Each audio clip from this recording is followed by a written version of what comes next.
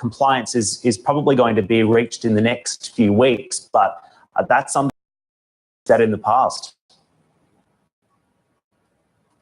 I think they're definitely optimistic. I think they're over-optimistic. I don't think it will happen anytime soon within the next 3 weeks. And like I said earlier with Hadley, there's a lot of mixed messages from Saudi Energy Minister Khalid al-Faleh, as well as what's coming out from his Russian counterpart. What do you think the outlook is for oil prices, particularly from the people that you've been speaking to over the last few days? We know that the Saudi minister has said that he'd be comfortable with prices somewhere around $80 a barrel. Do you see that coming anytime soon, based on the conversations that you've been having over the last few days? I don't see it coming anytime soon. They're currently back at $67, I believe, and I don't see it coming anytime soon. Maybe they will reach $75 a barrel by May, June, but I don't believe that they're coming up anytime soon.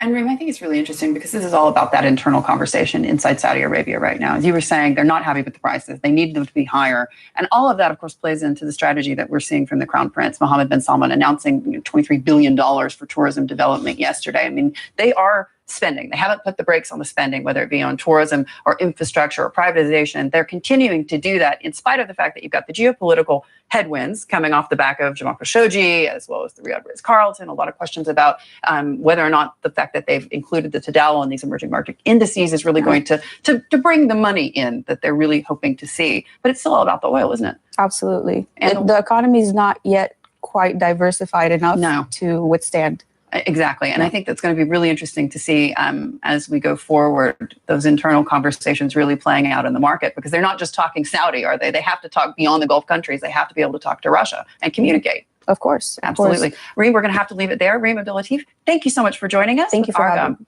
Matt, can I hand it back over to you? Thank you very much. Interesting conversation. Hadley, still to come on Capital Connection as the Brexit uncertainty looks set to carry on. We've got another reason to look at the pound. UK inflation numbers are coming out later on today, just ahead, what to expect and what that could mean for sterling. And of course, we'll set you up for the trading session in Europe. That's up next.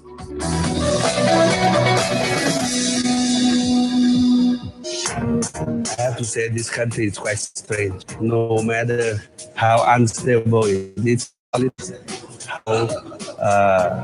no matter what regime is administrating Thailand, private sector always prevails. So at least this is a clear message that I want to give to all foreign investors. Please have faith in Thailand. Regardless of any kind of administration. Never do I do that. I never buy a frappe latte, blah, blah, blah, woof, woof, woof, for $2.50. That's such a waste of money. I drink coffee, 1 cup every morning. It costs about 18 cents to make it, and I invest the rest. Every time I pick up something I'm going to buy, I say to myself, do I really need this? So I don't buy a lot of crap. I buy good stuff that I need, and I invest the rest, and it works. On the next Managing Asia, taking urban farming to new heights. The thing that we can't improve is land usage. So vertical farming can solve that problem. The sky's the limit, not just metaphorically, but physically. We can do anything in this space. I'm not in this to make money, I'm in this to make a change. Sustainable entrepreneur Benjamin Swan of Sustaneer on the next Managing Asia. Investors, when they come to CNBC, want to know not just what just happened, what it means. My role is really to illuminate market trends. The story for the year has been, if there's one jolt to one part of the market, it gets buffered by something. The market is a mechanism for processing all the world's information all the time, constantly. It's really about what it means for what's happening in the world. CNBC is our window on the market, and markets are a window on the economy.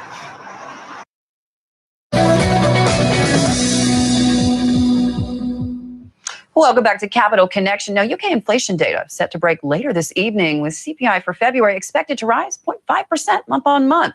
That's in sharp contrast to a 0.8% fall back in January year on year. Analysts, of course, polled by Reuters, seeing a 1% rise, pretty much the same as the month before. Matt? Hadley, a draft bill in Italy is expected to renew a state guarantee scheme to help banks get rid of bad loans. The GACS scheme, which allows banks to buy a guarantee from the state on the least risky portion in bad loan securitization sales, has been a successful one. Italian banks shifted 44 billion euros of bad debt off their balance sheets in 2018. Reuters reports that the scheme will be extended for up to 36 months as Italy continues to battle a deep recession.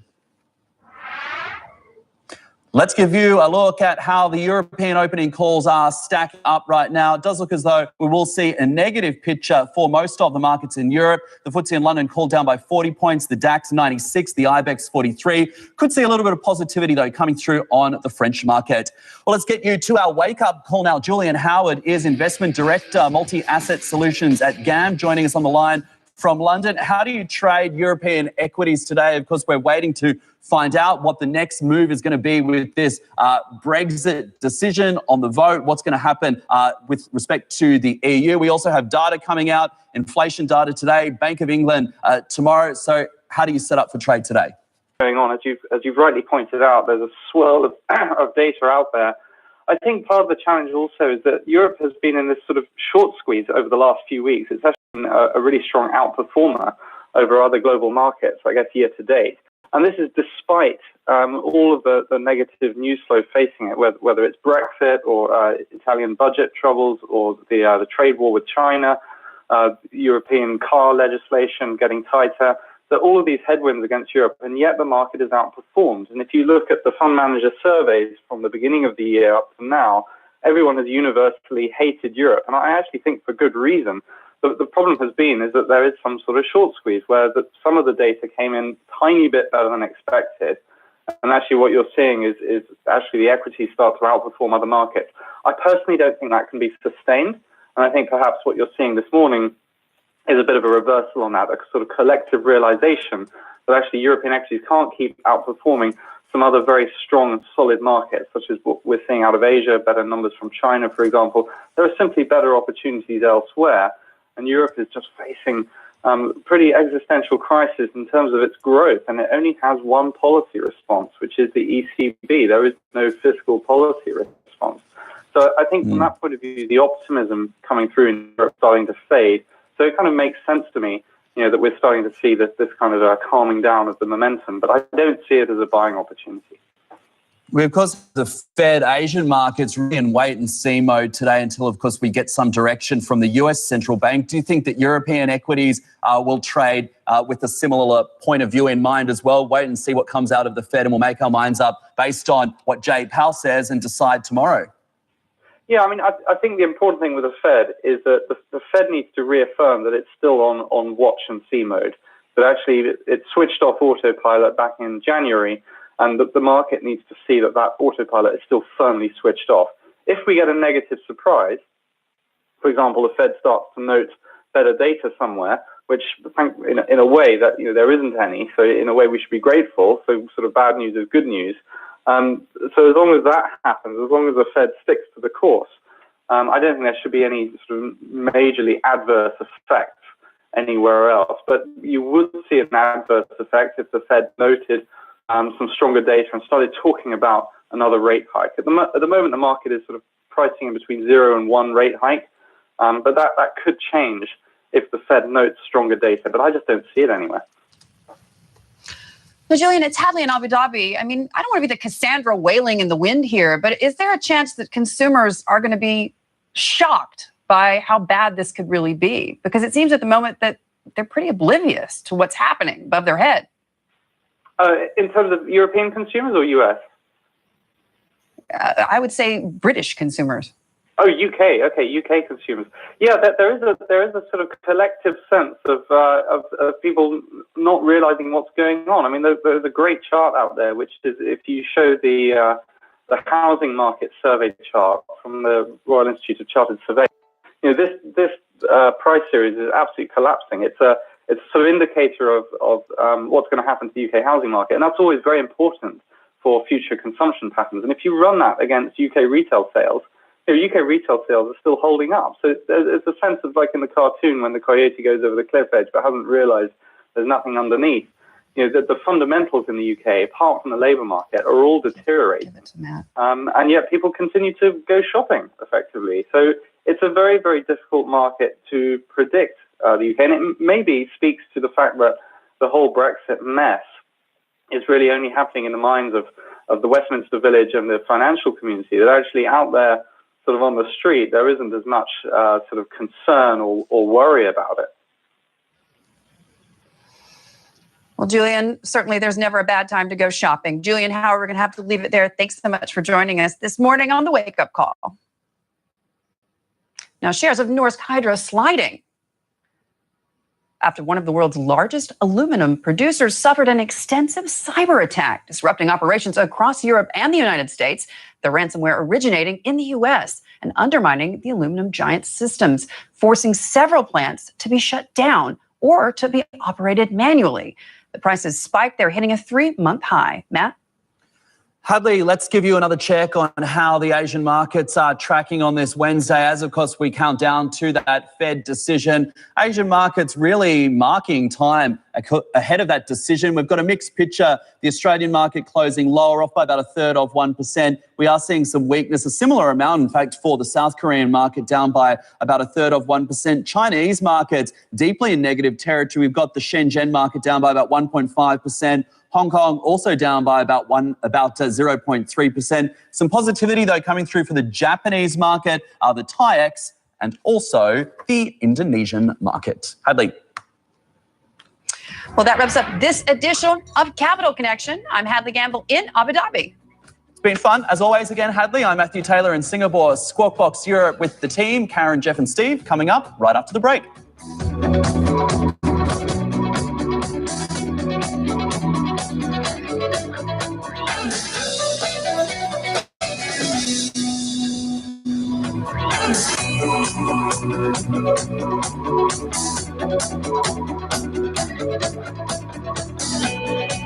The world's most powerful marketers. Digital is changing the way you're doing marketing. Storytelling is dead, but it's all going to do with story making. I'm asking my marketeers to think mobile first. The world's most famous brands. Fantastic customer experience will drive the loyalty. Sports works. It's a great way to engage a consumer. How we reach our audience in new and different ways today is critical. Join the conversation and be part of Marketing Media Money.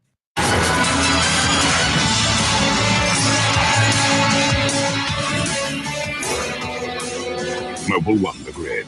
News, views, and the very best of the action from motorsports across the world. Formula One, NASCAR, IndyCar, and more. Mobile Wonder Grid. Weekends on CNBC Sports. The journey from the brink of war to the negotiating table has been stunningly swift. That is fire being pushed by the wind. Our escort said we simply can't go any farther. You had made the decision before they came in. I was going to fire Colin. What's it like flying into the hurricane zones in terms of what you're seeing out the window? It's pretty bad. I've never seen anything like it. An intifada. It's dangerous. It's critical.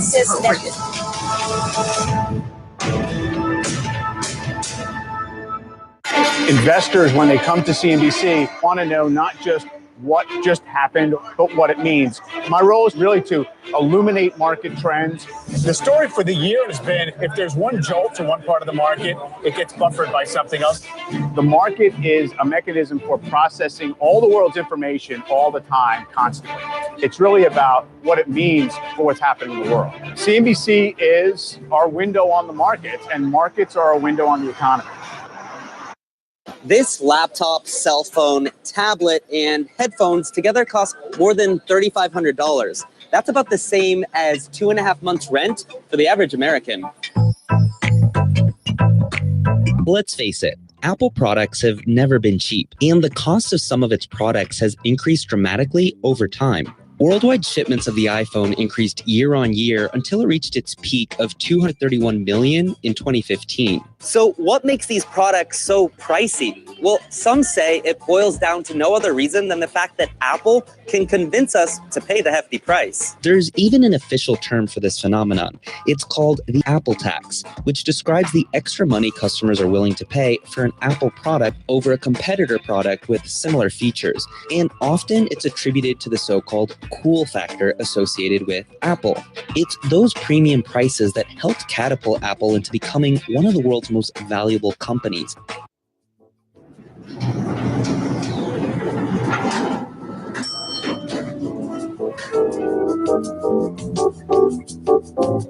A very warm welcome, everybody. This is Squawk Box. The headlines this hour: Chinese stocks slip amid US-China trade uncertainty as reports suggest high-level talks will resume in Beijing next week.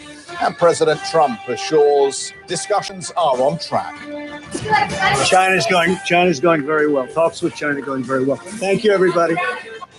FedEx shares drop in after-hours trade as the international shipping company cuts its 2019 profit forecast for the second time in 3 months, warning that the entire global economy is slowing. British Prime Minister Theresa May will formally ask the European Union to postpone Brexit by at least 3 months as she bids to break the domestic deadlock over her deal. But the EU warns an extension is not a given. Extending the uncertainty without a clear plan would add to the economic cost for our businesses, but could also incur a political cost for the EU. And a jury in the US finds a buyer's Roundup weed killer caused a man's cancer. Now determine if the German chemical company is liable, as more than 11,000 lawsuits are set to go to trial in the United States. At this hour, Google rings in changes for Android users as it moves to soothe competition concerns raised by EU antitrust regulators. The tech company also takes its first step into gaming by launching a service that allows gamers to play through platforms such as YouTube. And Lyft's IPO was reportedly oversubscribed on the second day of its roadshow as a broker slaps a buy rating on the ride-hailing startup.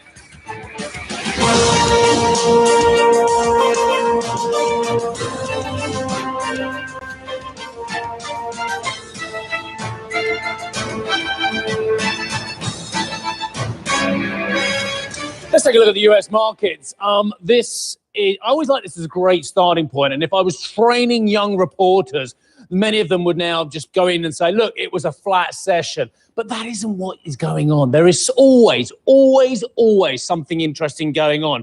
In the case of the US, you had a little hint of it from our headlines as well there as well. But I also want to point out that the Dow Transport Sub-Index, the Dow Transports, were down and had their worst day in 8 weeks. And remember when we had that run of 9 sessions in the Dow Transports that recently fell fairly aggressively? Is that sending out a warning? Jeff likes the Dow Transport theory. He likes looking at the historicals on that and what it means for the broader market as well. So that is interesting. The transports were a big, underwhelming performance yesterday. What else is interesting, though, I think? Well, that FedEx announcement.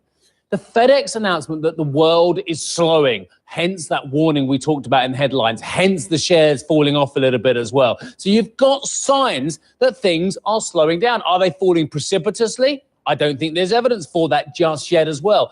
Is there evidence that the Fed should start rate cutting and should change its current policy of wait and see? Well, let's just have a look and see what the dot plot turns out today, what the FOMC statement is as well, and what Mr. Powell says at 2:30 Eastern time as well. The world is slowing. I think that becomes evident for all of us as well. It's just a question of how dramatic that is and what it means for the markets we are seeing at the moment. Let's have a look at the Asian markets as well. One of the big headlines I saw is Asian markets pair recent gains on the back of concerns about the trade war. And there have been reports, of course, that the Chinese are just taking a step back, rowing back a little bit on perhaps some commitments on IP and leaving a little bit of clearer ground between where the US and China want to be. So we've got 0.9% down on the Shanghai Composite. To let us move on and take a look at the Chinese markets. Again, the CSI 300 down 0.8%, 9/10 of 1% for the Shanghai Composite, as I just pointed out. The Shenzhen Composite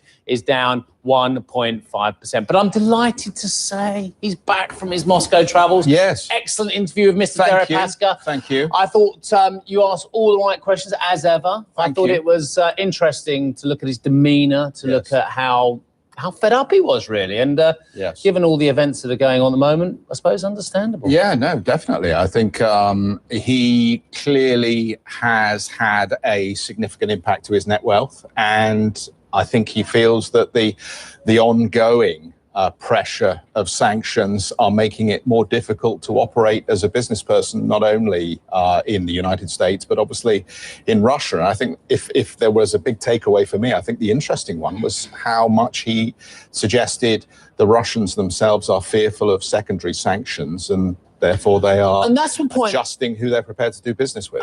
And I thought that was really interesting. The fact is, there's been quite a good united front from the nomenclature, is that what we can call them? I think it is, or the people in power in Russia. We circle the wagons and we say it's us versus the West as well. But I got the hint from your interview that maybe that's the outside view, but actually internally people are thinking, crikey, I can't deal with this person. Move on. Let's focus on the trade story. We can come back to this at any point if anybody wants to pick it up. But the trade issue, I think, is going to be key for the way markets think about the opportunity today. Face-to-face US-China trade talks are set to resume in Beijing next week, according to multiple reports. But a separate report from Bloomberg indicates US officials are worried the Chinese have begun to backpedal on commitments around intellectual property and data protection. That's said to be in response to the Americans refusing to lift existing tariffs in their entirety as part of a deal. Eunice filed this report from Beijing. The major trade negotiators have been in touch for weeks over video conferencing, but now it appears that the two sides believe that it's time for some real-life FaceTime to get the trade deal over the finish line. A senior Trump administration official said that U.S. Trade Representative Robert Lighthizer and Treasury Secretary Steven Mnuchin will come here to Beijing next week to meet China's Vice Premier Liu He.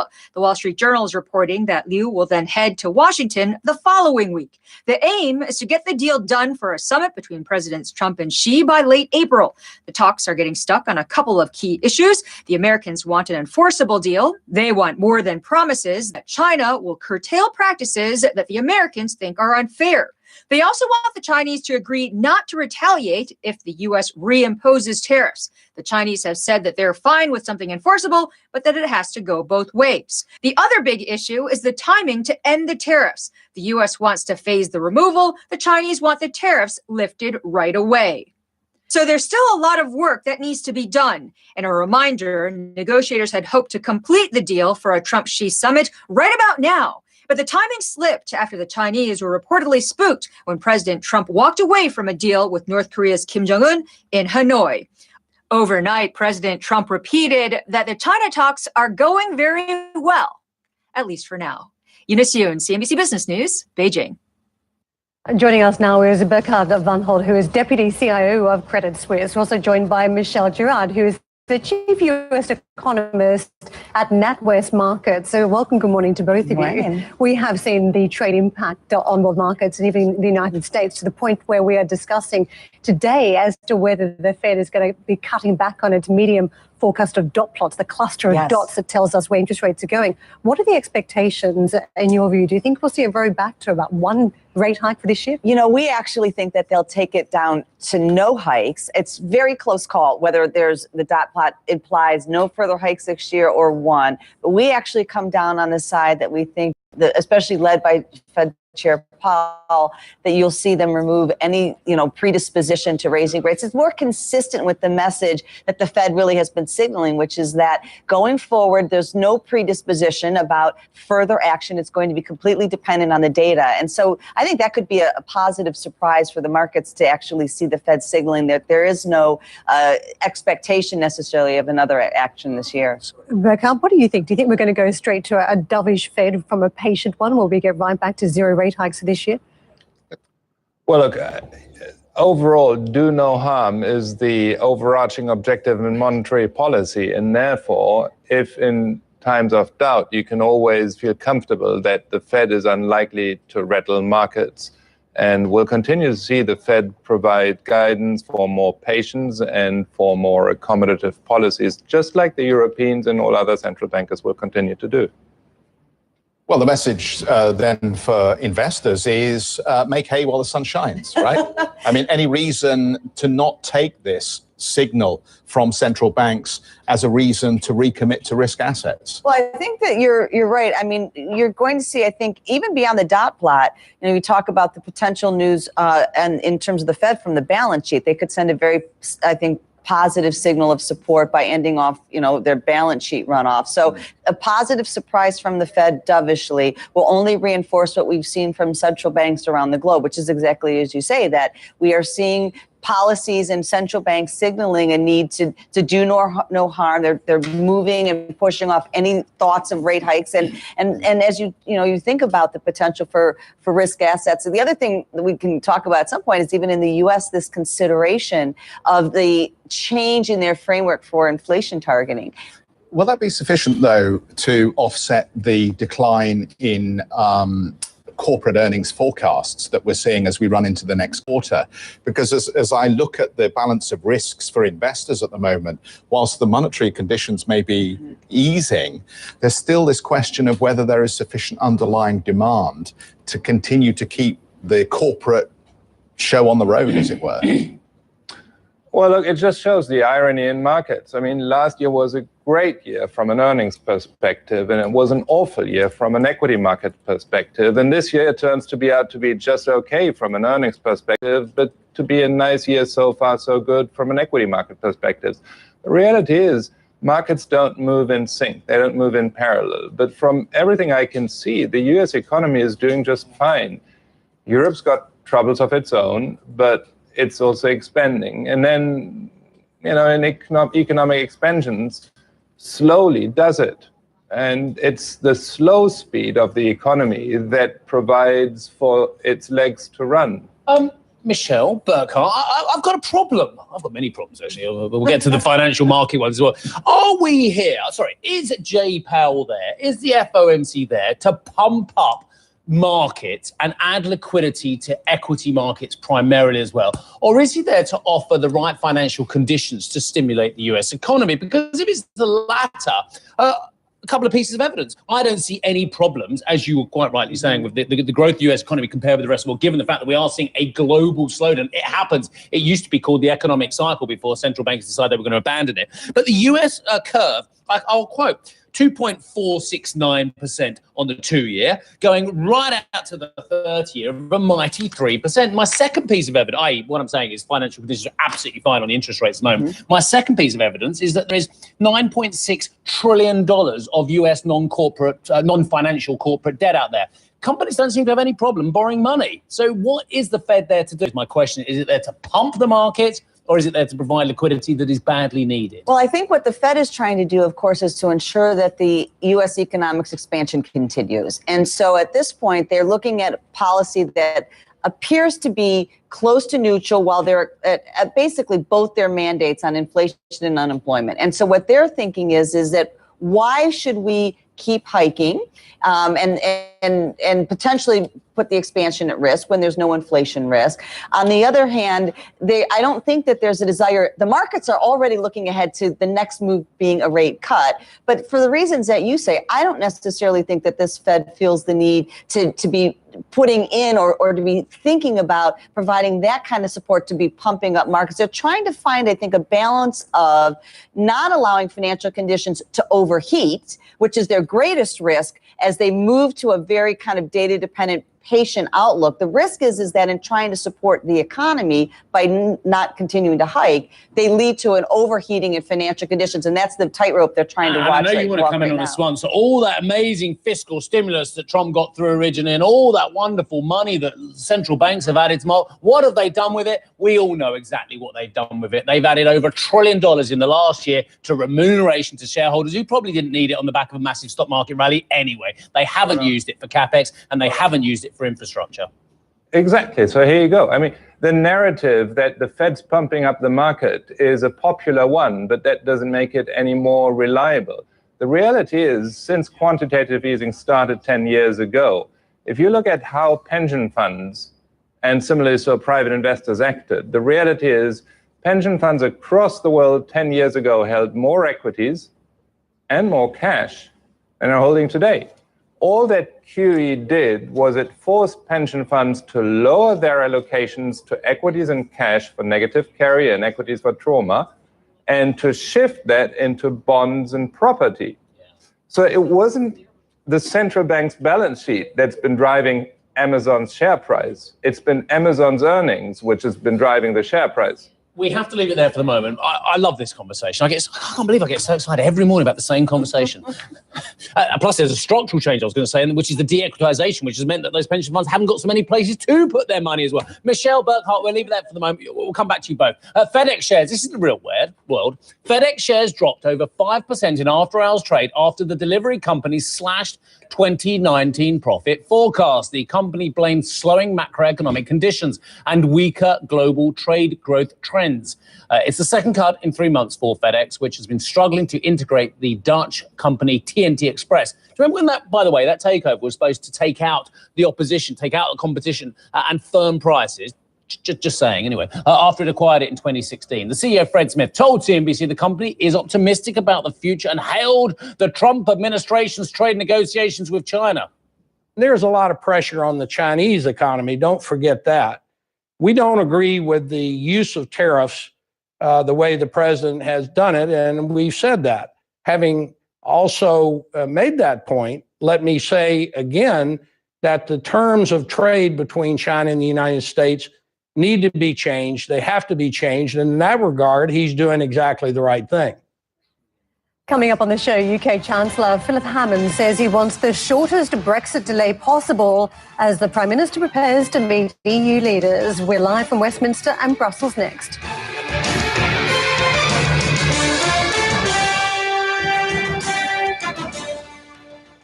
Unilever has missed fourth quarter sales expectations with underlying growth at 2.9%. We expect growth to be more in the 3 to 4% range. It basically reflects some of the volatility in emerging markets, notably Latin America. It was a great quarter, a great year for L'Oreal, and the boom in China, the boom in luxury continues. For the moment, all markets are on the same rhythm, and we hope again to accelerate our market share. Nestle shares called to open higher after full-year sales topped expectations. Not only did they reach 3% organic growth in 2018, but they said they are moving toward their 2020 targets. They're on track to hit those. We're very pleased with the organic growth performance in 2018, in particular the strong second half and the strong fourth quarter. BP reported a 65% jump in its fourth quarter net profit, beating expectations. It feels like the markets will be firmer. Couldn't predict the oil price. We're planning BP between 50 and 65. With CNBC's new and improved app for Android, you can follow the markets anytime, the stocks you want, the news you need, crystal clear all day long.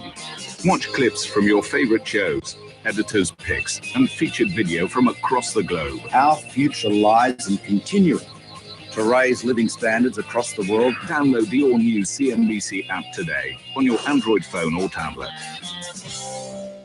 CNBC brings you conversations with the world's greatest minds. From the world of politics. We are not going to pay any single cent for such stupid work. To the boardroom. Failure is not the opposite of success. It's a stepping stone to success. And royalty to Hollywood royalty. I want to give a cultural face to older women. The biggest topics and the biggest names. All on the CNBC Conversation.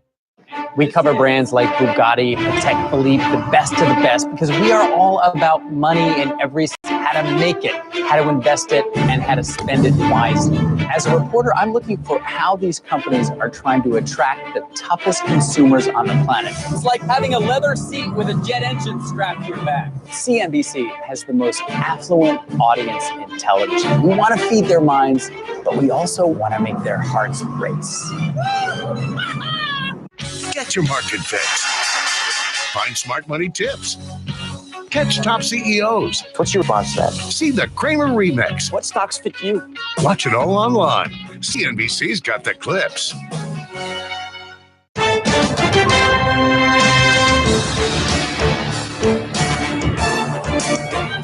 The signals are weak before the market open here in Europe today. We are chasing red arrows across the board, but it was a terrific day of trade for some of these markets, in particular the DAX yesterday up more than 1%, a very strong performance. And if you look at the FTSE, despite all of the uncertainty and a Brexit delay at this point, as we tick down to the 29th of March and a request likely to come from Theresa May for an extension for 3 months, we've had 7 straight sessions of positivity on the UK market. So it doesn't look like it's going to be 8 today if you take into account these signals, down 44 at the start of the early morning trade here, counting down to the market open. I want to get to the dollar crosses because we have been talking around the studio set about a patient turning dovish Fed later on today, and that has impacted the dollar's fortunes across the board as we've traded off some of the highs on the dollar index. As when it comes to the pairs, we've seen the dollar still hold up versus that safe haven trade of the Japanese yen, but elsewhere we have seen the dollar trying to just claw back a little bit of territory after some losses overnight. Sterling just trades down at 132.51. Euro trades at 113.47. Steve.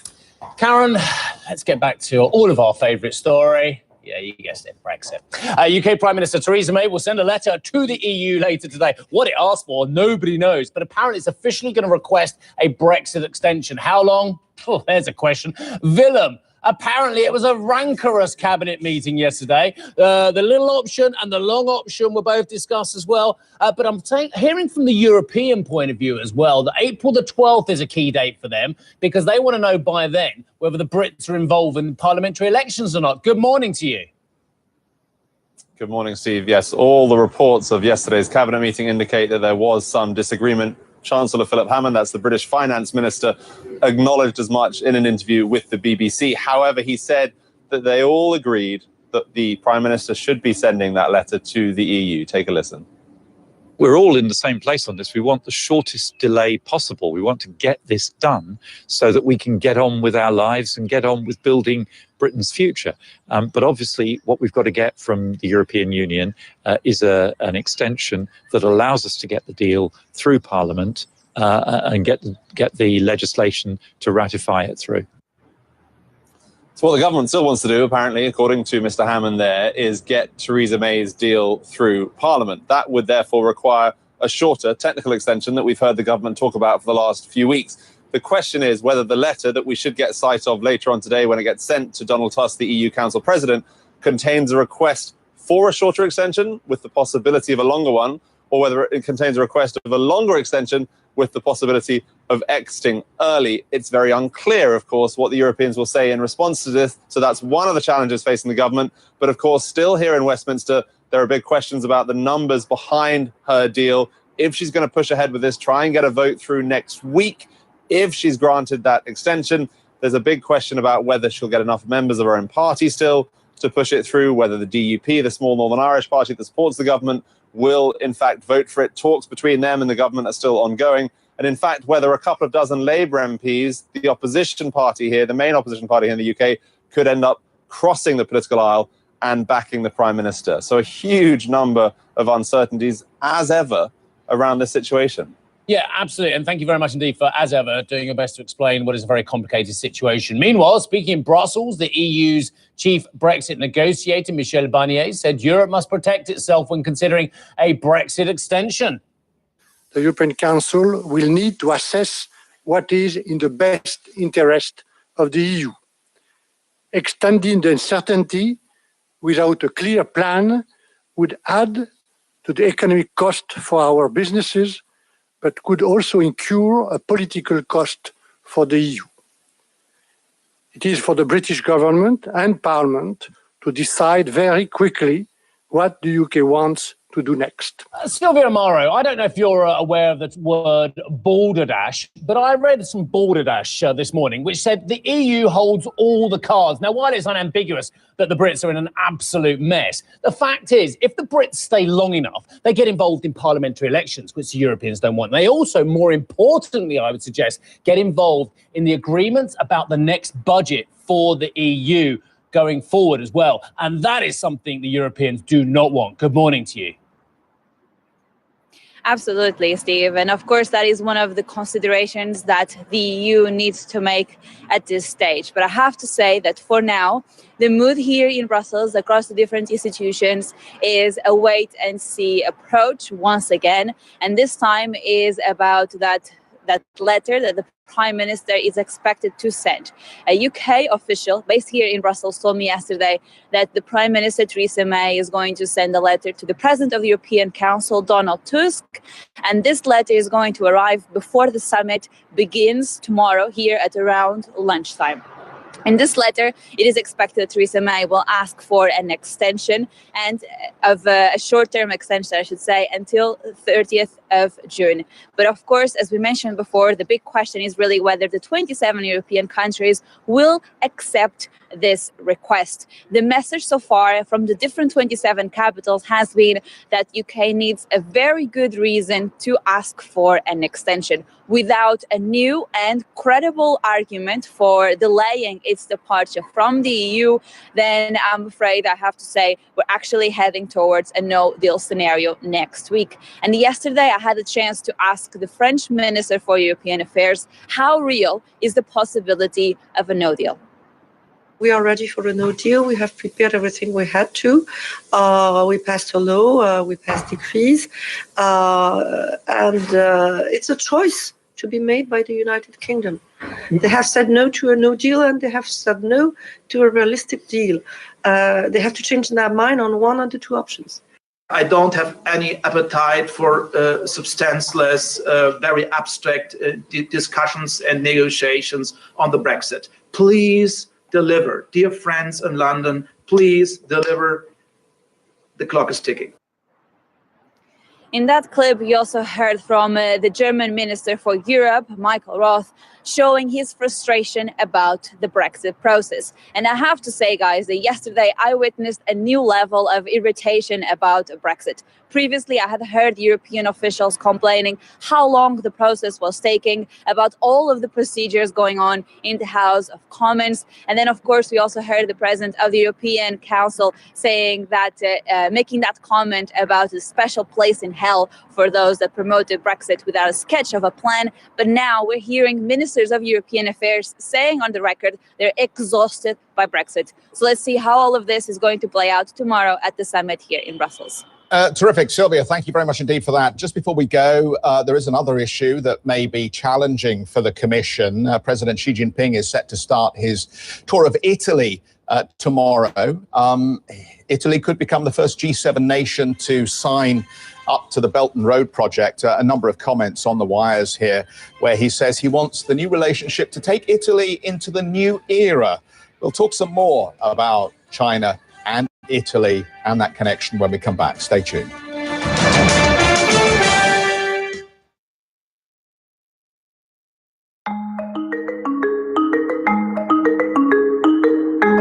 Well, I think the travel sector has an amazing opportunity to use a whole set of technical innovations to really drive the consumer experience. Advances in artificial intelligence, machine learning, data analytics are all combining.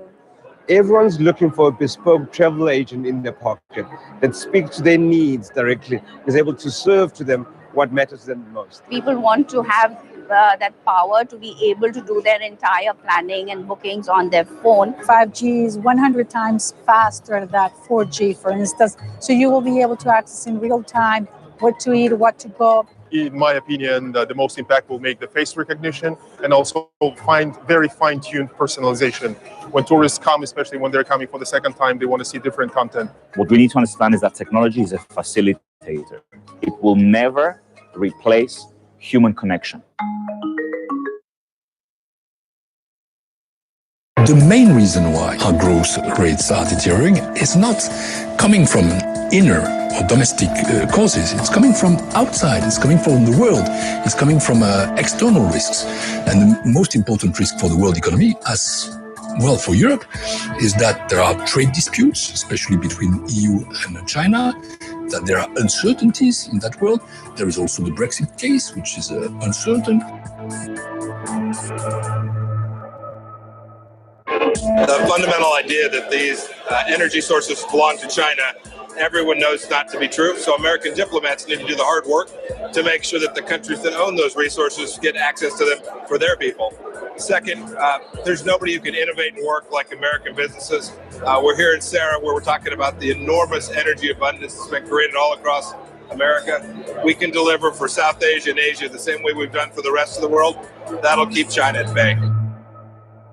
We have a dedicated real estate beat, and we're the only ones on TV who do. Real estate coverage has absolutely changed since the financial crisis. We've tried to tell you what it's going to mean to you as an investor, as a homeowner. The existing home sales report is the most important number of the month. Existing home sales down 2.8%. The minute we report this number, anything that touches housing, those stocks move. CNBC keeps an eye on every number in the housing market because it tells us where the economy's going. Real trades. The stock was a $50 stock. Real debate. You have margin upside. There's a place to make some money. Halftime report on CNBC. Good morning, everybody. Welcome back. Let's get into your headlines this hour. Chinese stocks slip amid US-China trade uncertainty as reports suggest high-level talks will resume in Beijing next week, and President Trump reassures that discussions are on track. China's going very well. Talks with China going very well. Thank you, everybody. FedEx shares drop in after-hours trade as the international shipping company cuts its 2019 profit forecast for the second time in 3 months, warning that the entire global economy is slowing. British Prime Minister Theresa May will formally ask the European Union to postpone Brexit by at least 3 months as she bids to break the domestic deadlock over her deal. But the EU warns an extension is not a given. Extending the uncertainty without a clear plan would add to the economic cost for our businesses, but could also incur a political cost for the EU. A US jury finds Bayer's Roundup weed killer caused the man's cancer and will now determine if the German chemical company is liable, as more than 11,000 lawsuits are set to go to trial in the US.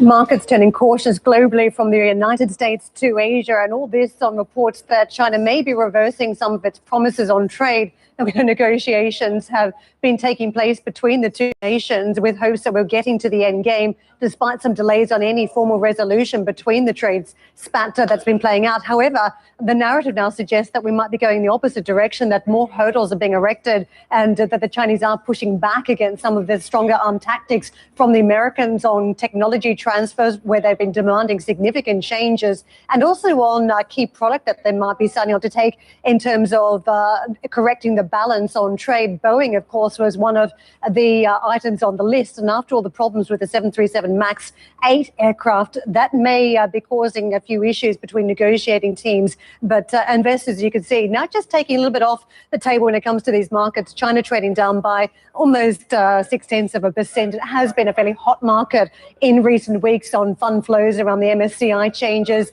and stimulus on the ground in China. So it is a drift into the red. Going with it, Australia, Hong Kong, a patch of green on the Japanese stock market, still 0.2% higher. I want to show you those US markets where we did see a little bit of weakness, the Dow breaking its 4-day winning streak to reverse. We saw the Dow trading down by about 0.1%.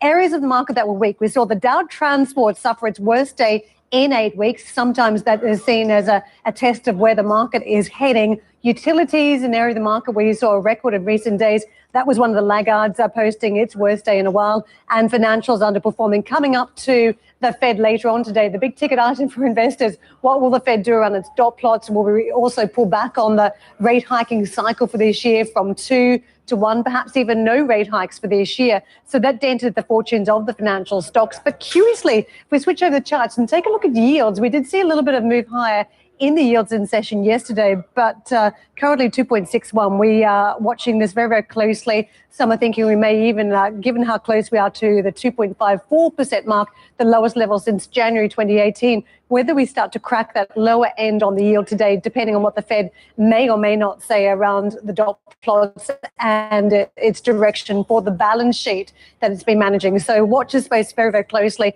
The 2-year 2.47% today. Jeff. Karen, thank you. Fed Chairman Jerome Powell is expected to repeat his patient stance when policymakers deliver their decision later today. The central bank is also anticipated to announce details of how it will end its $4 trillion balance sheet runoff. Ahead of that, Steve Leisman breaks down the results of CNBC's March Fed survey.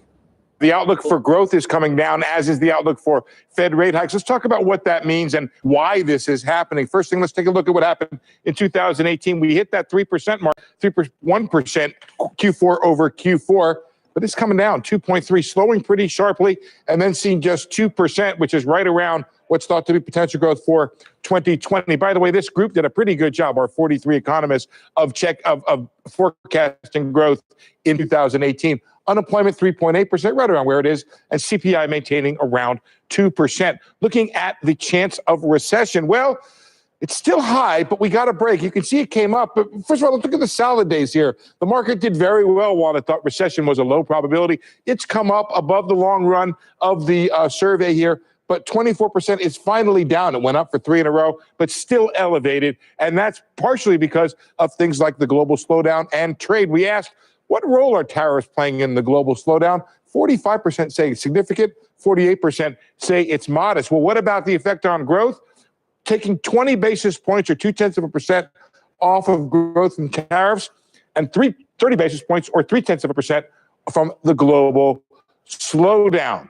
Now, looking at the outlook for the Fed, well, what does that all mean? It all shifts down. Let's take a look at November. Market was doing great. Everybody thought growth was going to be fantastic, and that's where you thought the Fed was going above 3%. That's all come down. What you need to know about this chart is 50 basis points of tightening is out of the thinking about the economy in the future. Lynn Reeser, chief economist at Point Loma Nasrid, writes, with inflation benched while the economy is still growing, the Fed does not need to contribute to any March madness.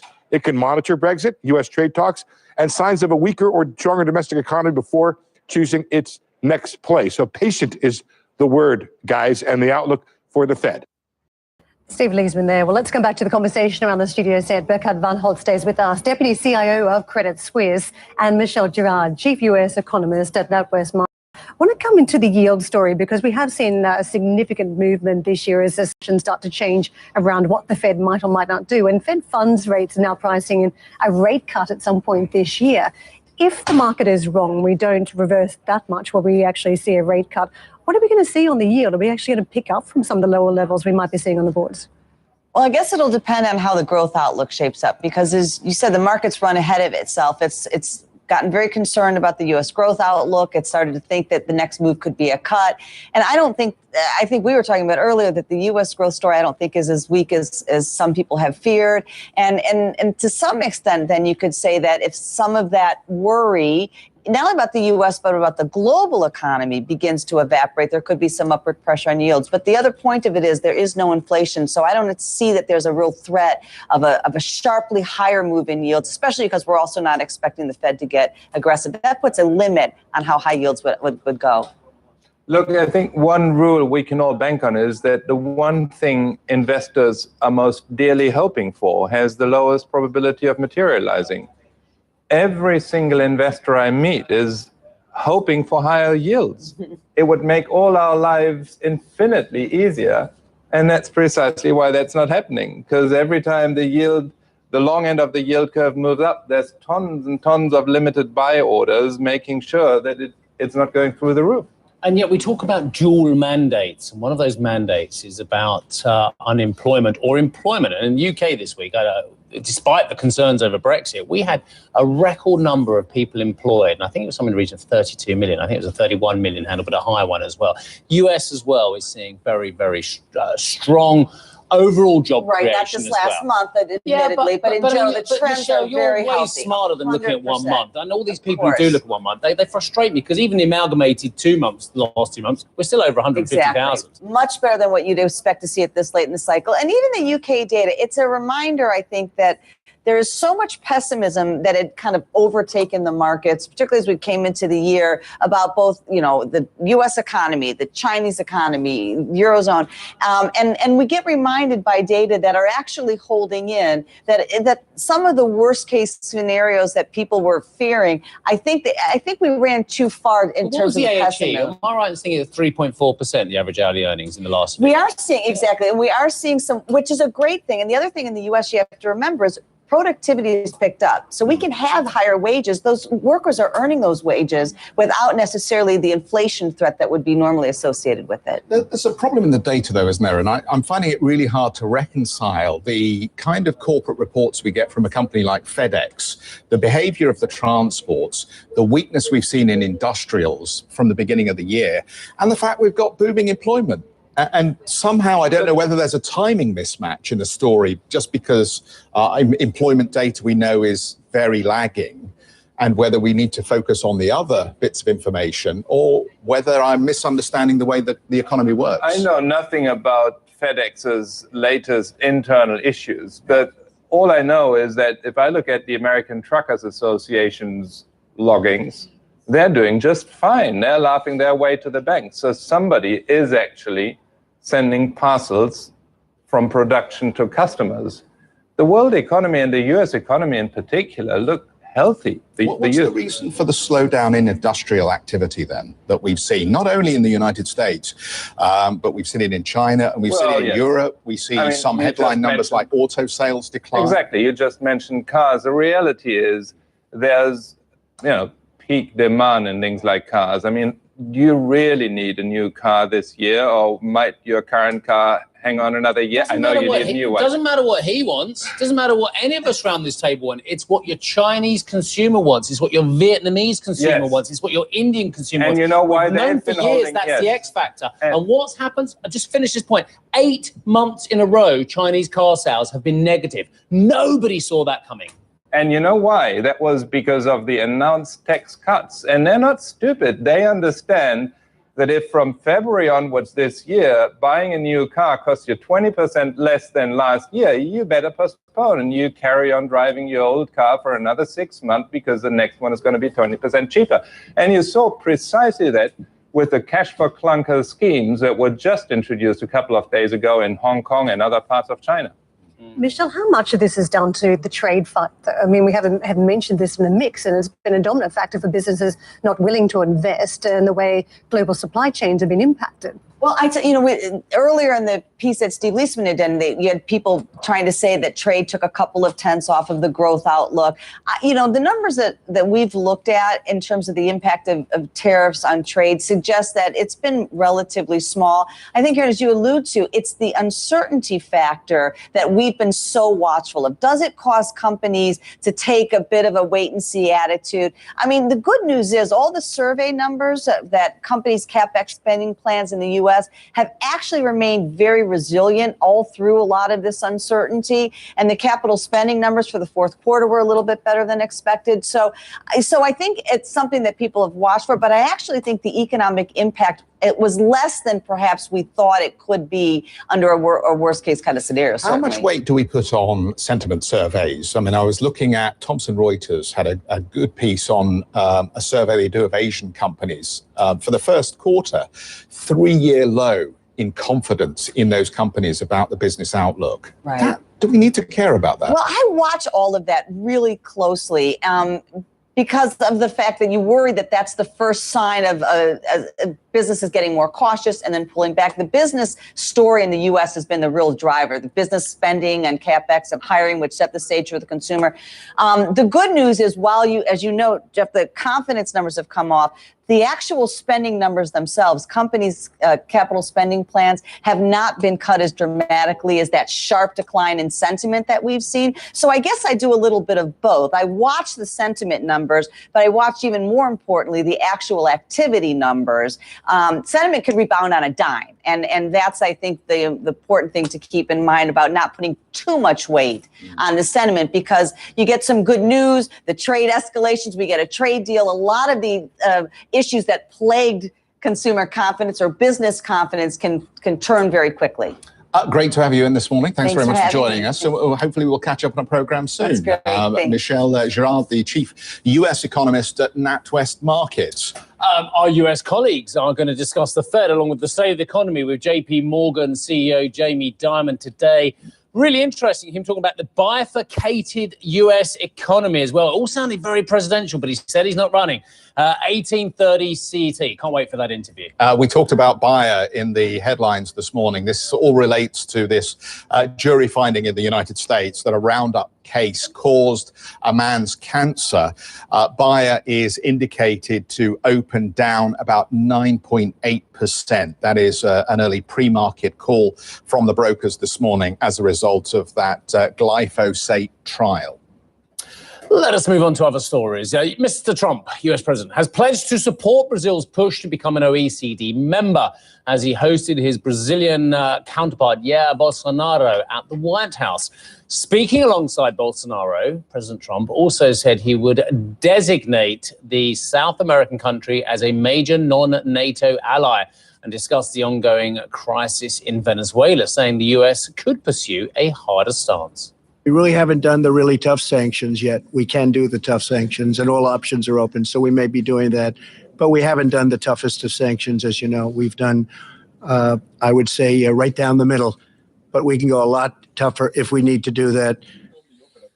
Joe Biden has reportedly told supporters he plans to run for president in 2020. According to the Wall Street Journal, the former U.S. vice president has reached out to at least half a dozen major donors in a bid to quickly raise several $1 million in contributions. Sources told the newspaper that Biden had expressed concern that he would not be able to match the early online donations received by Democratic competitors such as Beto O'Rourke and Vermont Senator Bernie Sanders. A spokesman for Biden declined to comment on these reports.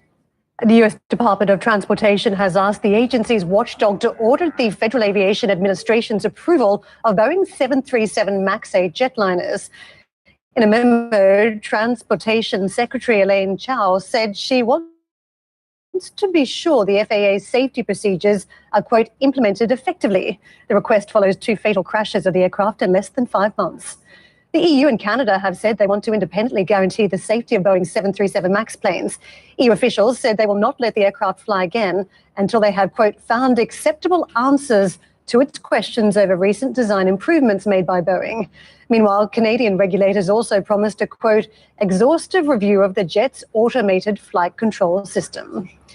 Coming up on the show, Xiaomi posts a big rise in fourth quarter profit, but warns the smartphone market could be in for a tough year. Details coming your way next.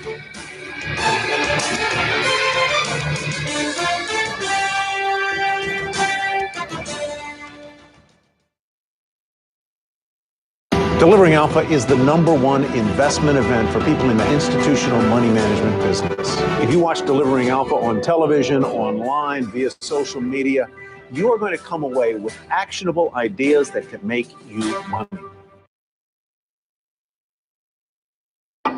Some of the world's biggest international banks are feeling the impact of the broad economic slowdown. My view is that is absolutely a temporary slowdown. Even though the economists say global growth will be okay next year, the stock markets are telling us something completely different. It's going to be very bumpy because the course to travel isn't so clear. A good scenario with a significant uncertainty ahead. This year we will see a return to more normal levels of volatility. If you're a strong company, you'll be able to get out even in a more volatile environment. Is that money moving because people are worried that they're going to be exposed to a recession? Doesn't mean that a recovery has to end just because it's gone through a certain amount of time. The month of December was really kind of strange. I don't see, any recession. CEOs aren't very good at kind of looking 18 months, 24 months, 36 months out and saying, what if?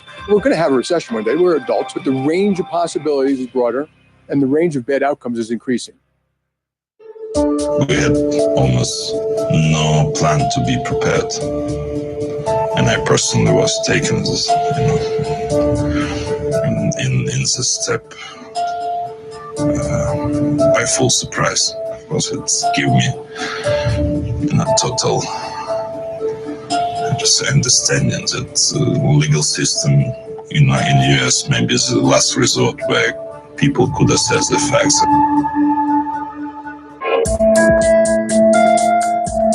American energy doesn't have strings attached, as I said. We think it's important for our friends in Europe, whether the Central Europeans or whether it's the Western Europeans, to know that they can get that LNG laid in there from the United States, from Qatar, Australia, wherever it might be. Having diversity of fuel, diversity of supply, diversity of routes. That's the real key here. It's 11 a.m. on Wall Street, and Squawk Alley is live. Carl Kintineer, Morgan Brennan, John Fort. Squawk Alley on CNBC.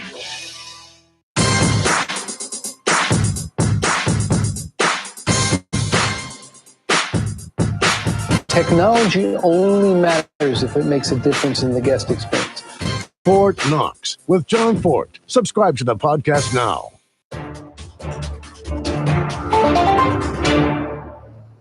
Welcome back, everybody. Xiaomi's net profit more than tripled in the fourth quarter, but the Chinese smartphone maker missed expectations on revenue despite a 27% jump for the period. Xiaomi shares have rallied nearly 30% since their 2019 lows in January, but remain well below their listing price last July. Speaking exclusively to CNBC, Xiaomi's CFO said he remained optimistic about long-term US-China relations. I think as a global business today, I think it's inevitable that we are going to be affected by the global headwinds around the world. Of course, we are optimistic about the relationship between US and China in the long term. So we are, also eagerly awaiting the conclusion from the next round of talks. Tencent Music's first earnings reports met expectations, but struck a dull chord with investors after it warned it faces soaring licensing and production fees. The music streaming service saw quarterly revenue jump more than 50% to 5.4 billion yuan, or around $805 million. Subscriber numbers rose almost 40% to 27 million, but rising costs for content and revenue sharing prompted Tencent Music to admit China is still adjusting to its new pay-to-listen approach to music streaming. Big announcement from Google overnight. 5G is not really operational, but it's moved ahead with services that lean into lower latency. Google's unveiled plans to revolutionize the gaming market with the announcement of a new online gaming platform. Stadia will use cloud technology to allow users to stream video games in the same way that you also watch videos on YouTube or Netflix. The tech giant has not made it clear how it plans to monetize the service, but the potential to make hardware obsolete has stoked fear among console-based gaming companies, with Sony and Nintendo shares falling on the announcement. And the head of this division of Google did, of course, used to work at Sony. When we say lower latency, what we mean is Lower just and more efficient. Effectively, faster, quicker, faster, and less Yeah, dropout. I just think it's a phrase that our audience may not be completely familiar with. So when those of you who go off to glamorous Mobile Phone World Congress events probably are very up to speed on it. Those of us who go to those events know they're not glamorous. But I would tell you that 5G stops that dropout and makes it faster. So we, of course, only have 4G at the moment. Yes. So you might ask the question, why is Google proceeding already? So it has to use its global network of data centers, which are much closer to the customer, to get that same effect right now before 5G is operational across the board. So it is a very first mover advantage that it is seeking with this bid to launch a service so early before 5G is now rolled out. I'm going to wait for 6G. I'm not going to make the switch to 5. I'm waiting for 6. You and a certain president. Exactly. Well, Google's also going to ask Android users to choose their favorite browser and search apps as it tries to soothe EU antitrust concerns. Last year, the European Commission slapped Google with a 4.3 billion euro fine and accused the tech giant of using its dominant position to the detriment of rivals.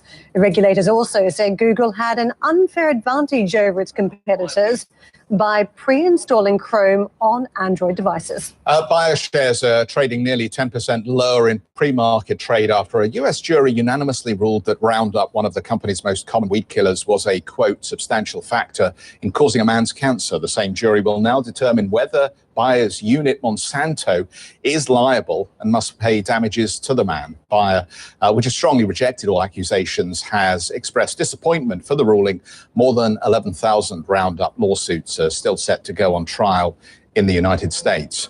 Let's get back to Burkhard then. Burkhard, I wanted to, just as we wrap up with you this hour, talk about where our investing audience should be going at this point then. I know we discussed US Treasuries.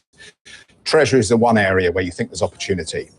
Well, it's all connected, of course, and Treasuries and the bond market is really providing the underpinning for an investment strategy. I mean, one of the themes that our clients were asking us in the beginning of the year was about when are we moving from QE, quantitative easing, to quantitative tightening. And I think those who are waiting for that to become a sea change in markets might just as well be waiting for Godot. It's not happening anytime soon. And if anyone wants evidence for that, just look to Japan. Now, as that's providing the underpinning for a long-term lower for expected returns in equities still are substantially higher. The European earnings yield is still 7%, while German bonds yield nothing. So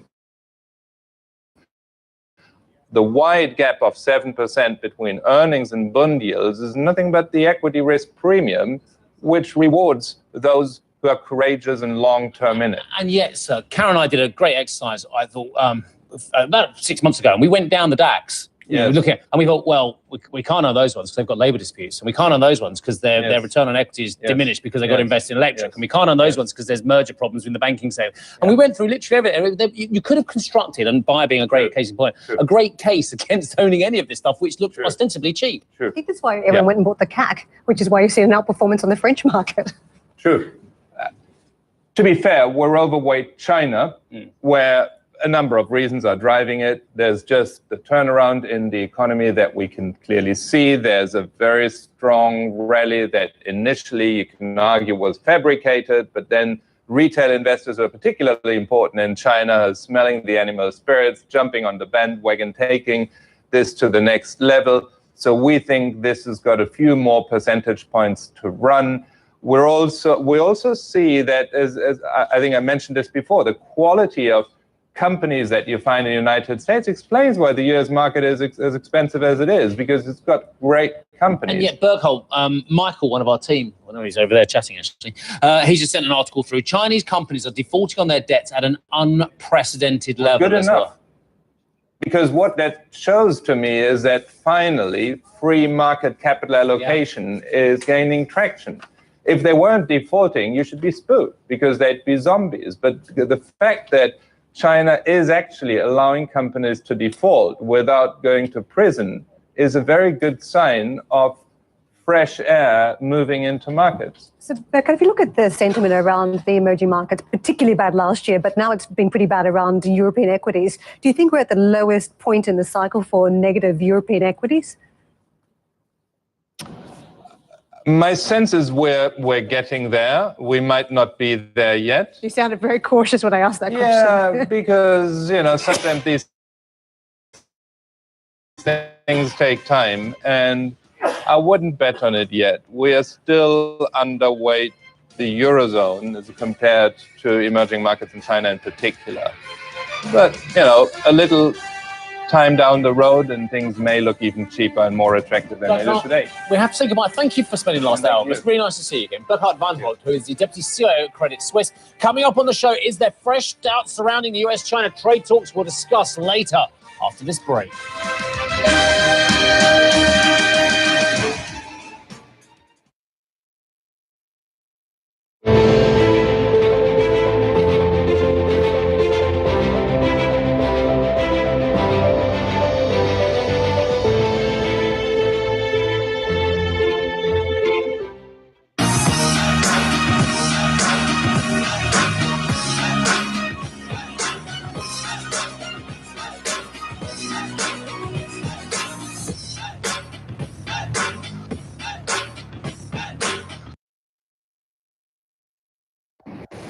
I think I'm the most brave under pressure.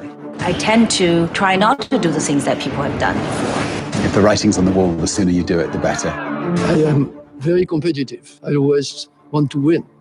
There's nowhere in this world there's no competition. You have to get used to it.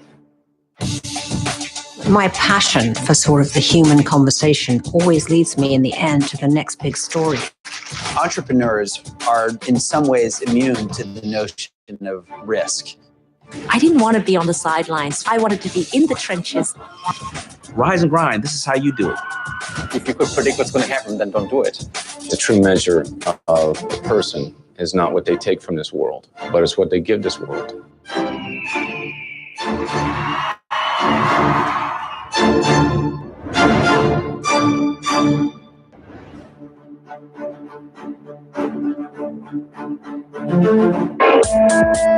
I mean, it's all will balance. People will always trade. People will always buy from each other.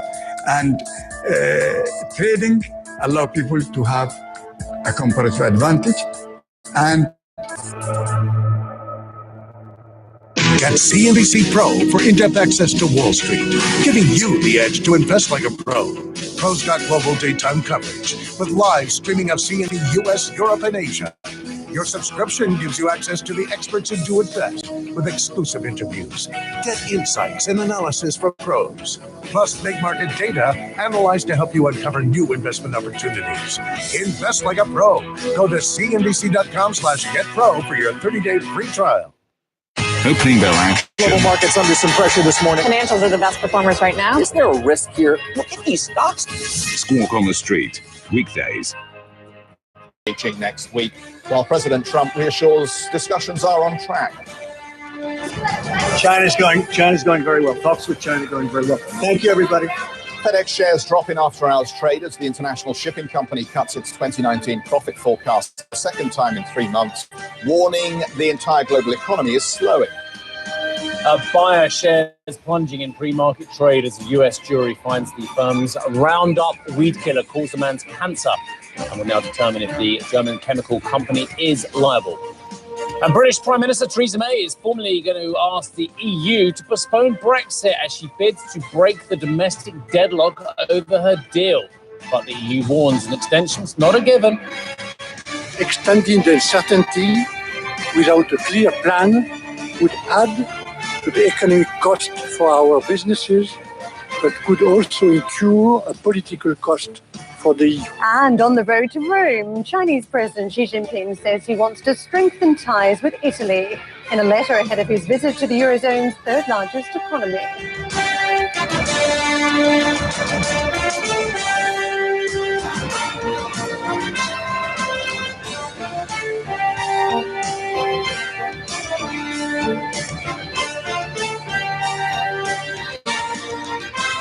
Stock stateside turning cautious as reports were crossing that the Chinese are reversing some of the promises that have been taking place in conversations, negotiations to try and solve the US-China trade dispute. So as China starts to push back against some of the demands, that does give us a negative narrative on the trade discussions, which many are hoping will be wrapped up soon.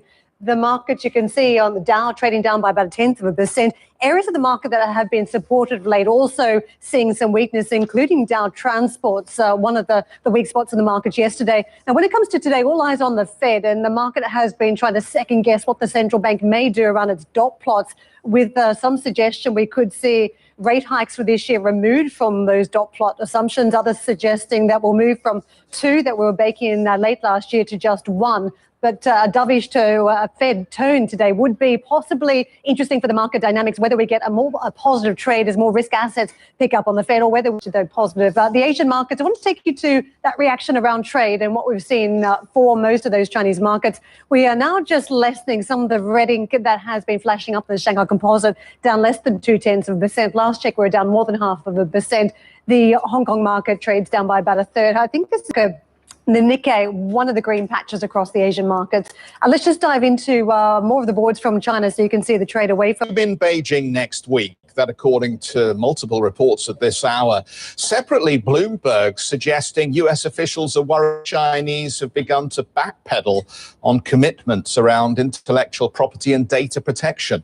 That's said to be in response to the Americans refusing to lift existing tariffs in their entirety as part of a deal. Eunice filed this report from Beijing.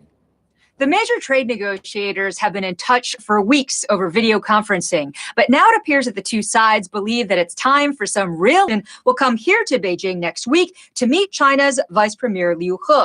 The Wall Street Journal is reporting that Liu will then head to Washington the following week. The aim is to get the deal done for a summit between Presidents Trump and Xi by late April. The talks are getting stuck on a couple of key issues. The Americans want an enforceable deal. They said that they're fine with something enforceable, but that it has to go both ways. The other big issue is the timing to end the tariffs. The U.S. wants to phase the removal. The Chinese want the tariffs lifted right away.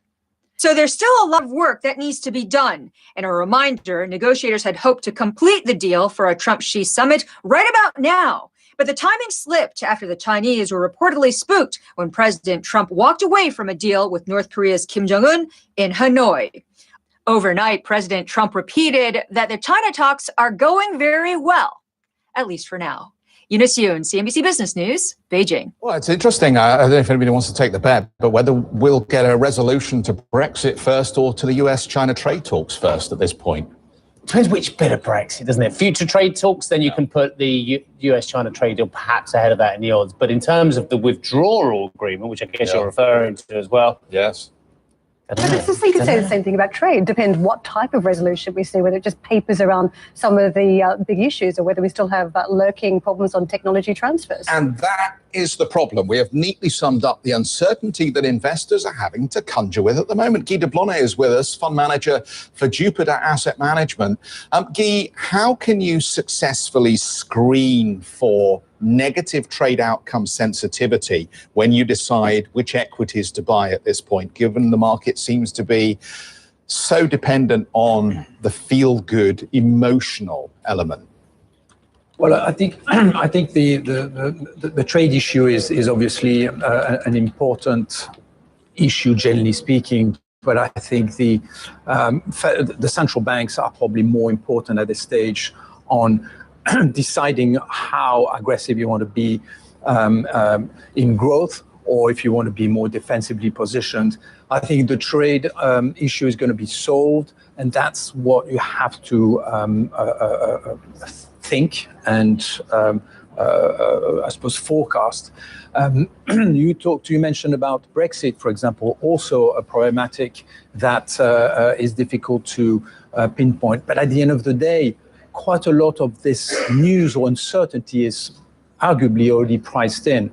And I would guess that as it comes to the trade issue between the US and China and Brexit, we are close to the end of the problematic. And I think investors are starting to be quite positive about the possible outcome, as much of the bad news is already priced in. That's fascinating that you say it's priced in at this point, because that suggests there's very little opportunity to the upside in equity markets if we have a positive outcome. Because if the markets have already priced in most scenarios, where is our surprise opportunity in equities? I would argue that the market has already moved on and is focusing more about where interest rates or inflation is going to head. And it looks like what we've seen over the last few months that the Fed is pausing, not because it really thinks that there is trouble ahead, but really because they can't really raise rates, simply because there's just no inflation and the world we know is slowing. But I would argue that it's not the only or most important element. It's what is there as an alternative available for you. Bonds are, the German bond is close to zero. You've got negative interest rates in some parts of the world still. And the equity market is there offering you earnings plus very good dividends. So I would argue that it's not about the trade issue or Brexit. It's about where do you put your money and where can you get a good risk reward, a return on your capital compared to what's available out there. Are we buying ourselves a more volatile ride now for finding that growth and finding that outperformance than historically? Given the fact that we had this extraordinary tail end of last year where we fell precipitously, and then we've had the most extraordinary rally since Christmas Eve. Remember, I came here in October or November last year, and we talked about machines really taking over the market and taking the market down 30% with no fundamental reasons behind I mean, I spoke to many friends in fund management industry. No one was selling. So you could understand it was just a deleveraging process from funds that went into October, November, over-leveraged. To expand on that, there's a problem with the architecture of the market that we can have such a big round trip and nothing's changed. This is the result, the ultimate result of this over-levered situation that many funds went into October, November, December, is that we had low volatility for too long. And as you know, stability breeds instability. And once the Fed, to a certain extent, was still talking hawkish, prompted the market to correct because markets were just going ahead of itself. And suddenly when markets corrects 25%, then it pauses. The reasons why the Fed is raising rates is not because there is inflation or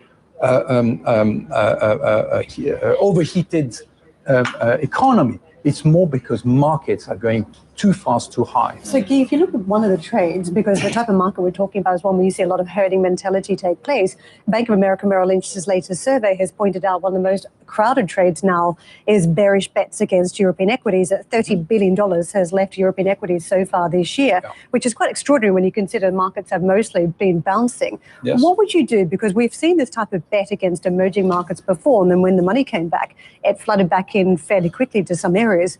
Would you get ahead of that negative sentiment and start placing bets? I mean, yes. The Fed pausing is the pivotal point for money chasing yields. And what you know is that European markets are yielding very healthy dividend yields, and what you have in the bond market is simply not as attractive. Markets in Japan, markets in the US, emerging markets are posting above average growth in a low interest rate environment that is going to remain for longer. These are the markets you want to be involved in. We will leave it there for the moment, Guy, but thank you very much indeed for that. Guy de Blonay, fund manager at Jupiter Asset Management.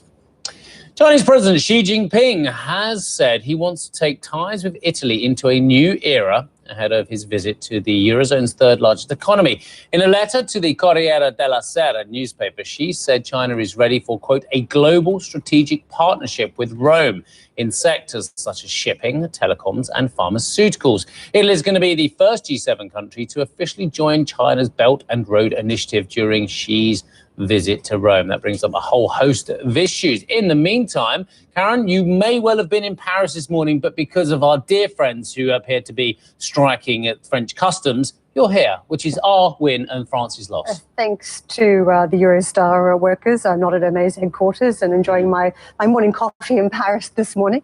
But Hermès numbers crossing this morning, and analysts had expected a net profit in the range of 1.37 billion euros. It's coming a little bit above that, 1.4 billion for 2018. When it comes to margins, though, 34.3% of sales in 2018.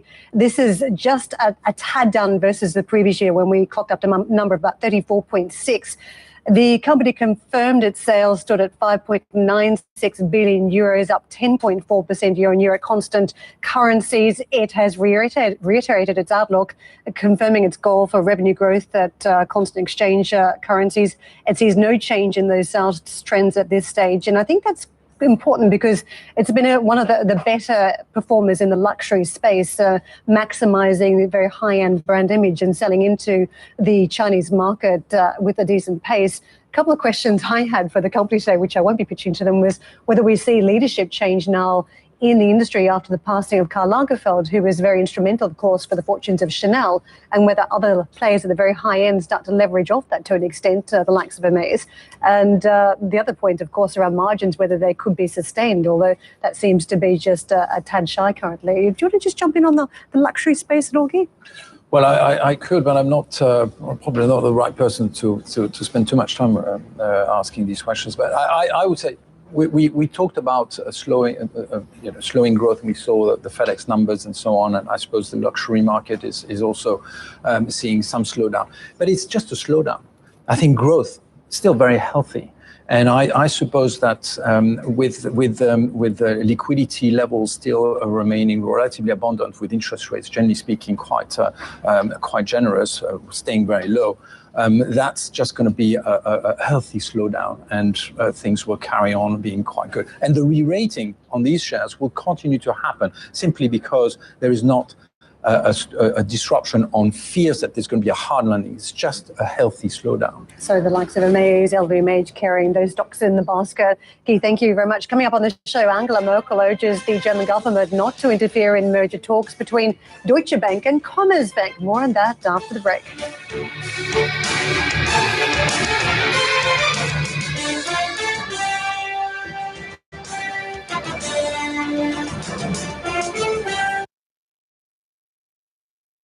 Interactive Brokers pays 1.9% on idle U.S. dollars in your brokerage account.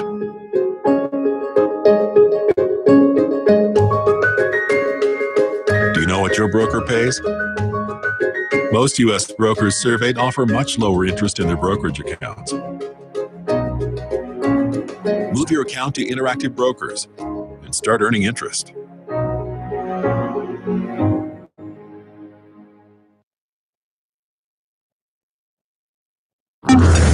Europe's automakers have come under pressure amid the threat of US tariffs. The looming trade war is actually weighing on their business outlook. Everybody's a bit cautious. It's a critical situation for us because mostly our premium brands here in Germany are depending on the import market of the United States. There are a lot of big macroeconomic clouds on the horizons that we might have to deal with. We are for free world trade, but at the end it depends on the politics. Will the mass market really work for electric cars? That's a big question here. The scale at which the market is gaining its power in terms of EV and 100% EV. So this is excellent for us. First of all, BMW has always believed in electrification. We started our journey in 2013 already with the i3, and that's why we are market leader in Europe. You take 2025 or perhaps a little bit earlier, because I'm one of the guys that thinks electrification comes a little bit earlier than 25.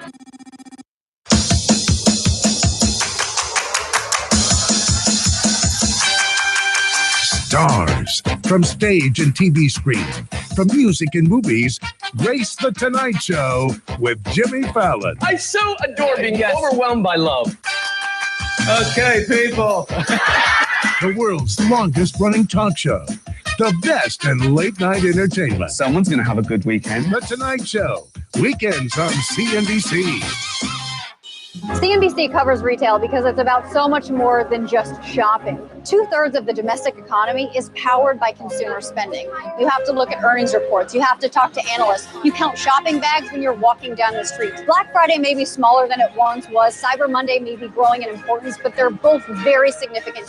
Black Friday online sales topping Adobe's even very bullish expectations. CNBC's focus is financial news and the economy. Retail plays a key part in both of those. In the age of digital disruption, get fresh business perspectives on the fast-changing world of tech, innovation, and startups from one place. CNBC.com/technology. I'm amazed at how we managed to find so many interesting things to talk about Brexit. But here you go. Mr. Juncker says it's highly probable that Britain will not leave the EU on March 29th. That is the breaking news, ladies and gentlemen. He's talking on German radio. As far as I know, he says, letter from the British Prime Minister, Mrs. May, has not yet arrived. EU Juncker says there'll be no negotiations on Brexit deal. Okay. There was no negotiation last time round. At the 11th hour, when she got in a plane and flew to Strasbourg. That was not a negotiation. Yeah, that's the one, yeah. Right, okay. We've moved considerably to accommodate the British. We cannot do more, he says. Mrs. May must bring clear plans to the EU summit if she wants extension on Brexit. That's from Herr Juncker. Right, let us move on. German Chancellor Angela Merkel said she's, quote, not taking a stand on merger talks between Deutsche Bank and Commerzbank. Merkel added that she didn't want the German government, which holds a 15% stake in Commerzbank, to become involved in the discussions, describing it as a private decision. There is so much to discuss with Christoph Schmidt, who is chair of the German Council of Economic Experts. I almost don't know where to start, Christoph. Really nice to see you. Thank you very much indeed for joining us, sir. Should we start off on domestic Germany then? I mean, what does the problems, the travails of Herr Saving and the CEO of Commerzbank, what does it tell us about Germany and German banking at the moment? Is there a crisis underneath the surface, sir? Good morning. Good morning. Indeed, Germany is exiting a boom phase. We are now in a phase of protracted but slower growth, roughly a little bit below potential. So German expansion is continuing, but not at the same pace that we have become accustomed to in the last years. Now, I think that Chancellor Merkel is wise to say that the state shouldn't involve, the public should be watching, but the political scene should not be involved in the deal, in the potential deal, the merger between Deutsche Bank and Commerzbank. I think she should go even further and indicate that we have learned lessons from the financial crisis, that there might be a problem of being too big to fail, and creating a national champion on the surface of things, but who might come into trouble later on with an implicit guarantee by the state, would not be a very wise decision from an economic point of view. From the point of view of the individual companies, that's one thing, but from the overall economic perspective, we have to be wary that financial stability is to be preserved. Yeah, I mean, I don't tire of telling people my view on this one, so I'm apologise for reiterating it, that Germany had a national champion before the financial crisis, and it was called Commerzbank. The fact that it's trading less than a tenth of that value now just shows the dangers of having such a large, important, systemically important financial institution as well. Does it tell us anything about the underlying strength, though, of the German financial system elsewhere, apart from these two banks, Christoph? Well, I think we agree with other observers of the financial market in Germany that Germany is overbanked, that the consolidation process would do a lot of good. But also the state is very much involved in the Landesbanken, so it's probably not too little of state involvement, but rather maybe a question of letting the forces of competition work. And if then a national champion emerges again, fine, but that's a different story. Christoph, let me ask you about the German perspective on Brexit, because it feels as though the Germans are taking a slightly softer tone with the British, that they do want to see some form of a deal and perhaps extending out the timeframe for negotiations to allow this to happen. So there is effectively a cliff edge avoided in the UK and also for European partners. What do you make of the tone that the Germans are adopting, and will it be enough to influence fellow members? Well, I think that the quote that you mentioned from Herr Juncker in the beginning of this sequence is what characterizes what will happen from the EU side. I think that extended renegotiation is not in sight. I think we are all aware of the uncertainty that is created by this protracted process and by the uncertainty about its outcome, whether we have a deal or a no-deal Brexit.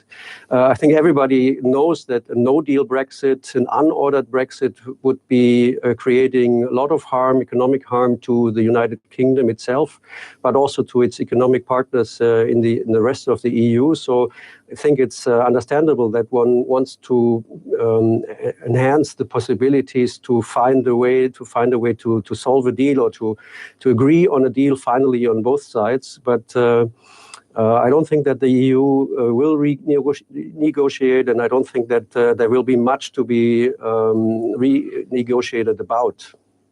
Christoph, just very quickly from me on wages. We see some mixed trends in the German economy at the moment and concerns about slowing, and yet we see well above inflation wage settlements. How worried do we need to be about that? Well, I think regarding the development, the expected development of employment and unemployment figures, the picture is quite robust. Indeed, we see a slowdown in the pace of expansion of the German economy overall, but we still see lots of open positions not being filled, lots of vacant positions, vacant jobs not being filled. We see that German companies need desperately qualified workers. So the labor market is robust, and that's reflected also in quite high wage growth. I think that here German workers are now getting their share of the boom period of the past years. So I wouldn't worry too much. Just very briefly, the Chinese president, Xi Jinping, is set to tour Italy and a few other European countries. That starts tomorrow. And then we're likely to see Italy be the first G7 country to sign up to the Belt and Road project.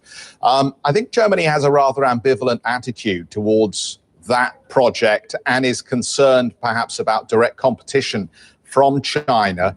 Are you worried that this represents maybe the Chinese getting access to Europe through a soft underbelly of a weak Italy at the moment?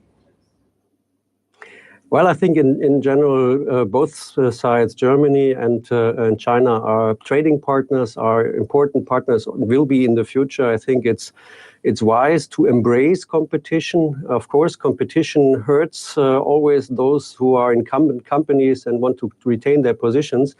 But from an economic perspective, it's certainly wise to do everything to get a reciprocal situation where China opens itself up and Germany retains its openness. Germany is an economy that it's extremely dependent on engaging into international labor division of labor.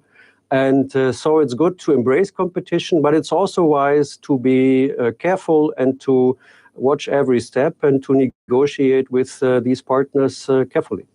But I think just to pick up on what Jeff was saying, Christoph, as well, and to pick up where you started, you started with the German economic boom is over. Jeff finished us there with the competition coming from China as well. China's moving up the value curve as well, added to your end of German economic export-led boom as well.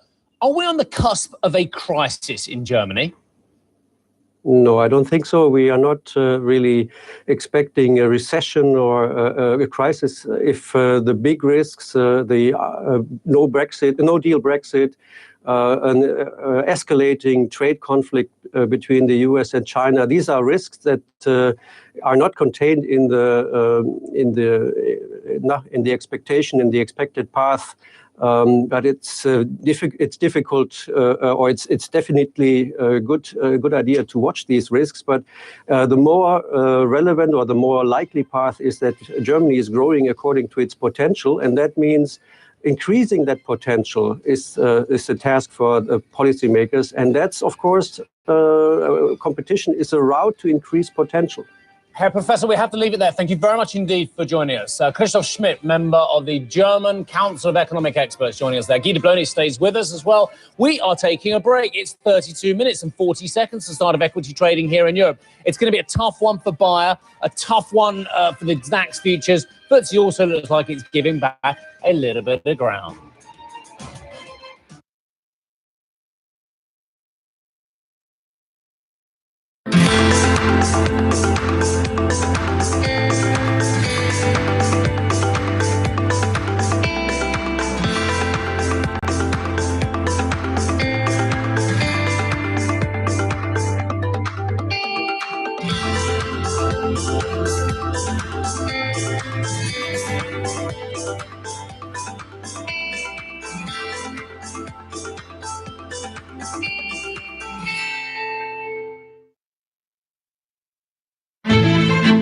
Each day, our planet awakens with signs of opportunity.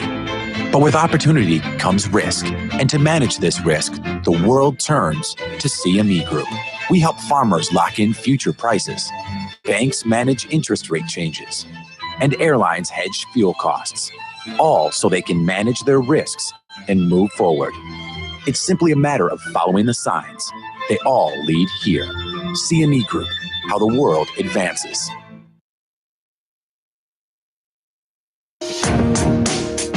We've said to the stock market that we're in active discussion. We are. I mean, it would be great to do a deal, but that's by no means assured.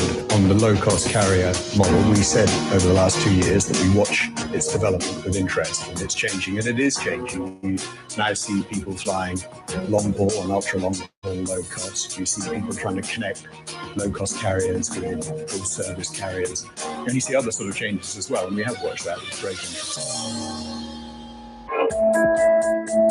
go ahead, Kevin. Clearly today, 2 months later, it is a little premature to talk about this. The deal, after all, covers the first 6 months of the year, so any extension will be discussed in May, June this year. We have planned the meeting of our monitoring committee to take place in May, while the ministerial meeting will happen in June, when we shall have a clearer understanding of the market conditions in the summer and any predictions for the second half of the year. Investors, when they come to CNBC, want to know not just what just happened, but what it means. My role is really to illuminate market trends. The story for the year has been, if there's one jolt in one part of the market, it gets buffered by something else. The market is a mechanism for processing all the world's information all the time, constantly. It's really about what it means for what's happening in the world. CNBC is our window on the markets, and markets are our window on the economy.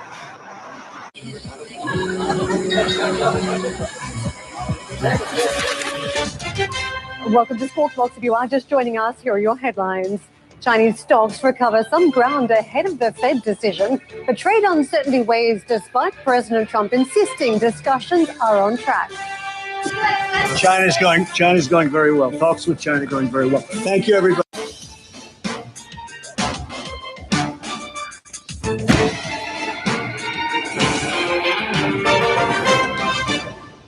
Open Exchange West Africa, proudly brought to you by InterSwitch, transaction solutions you can depend on.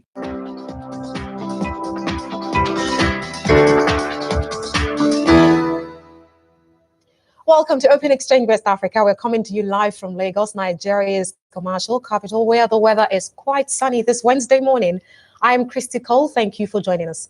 Coming up on the show this morning, oil prices hit 4-month highs on Tuesday, while producer group OPEC cancels April's meeting. We'll discuss the trends shaping global oil prices.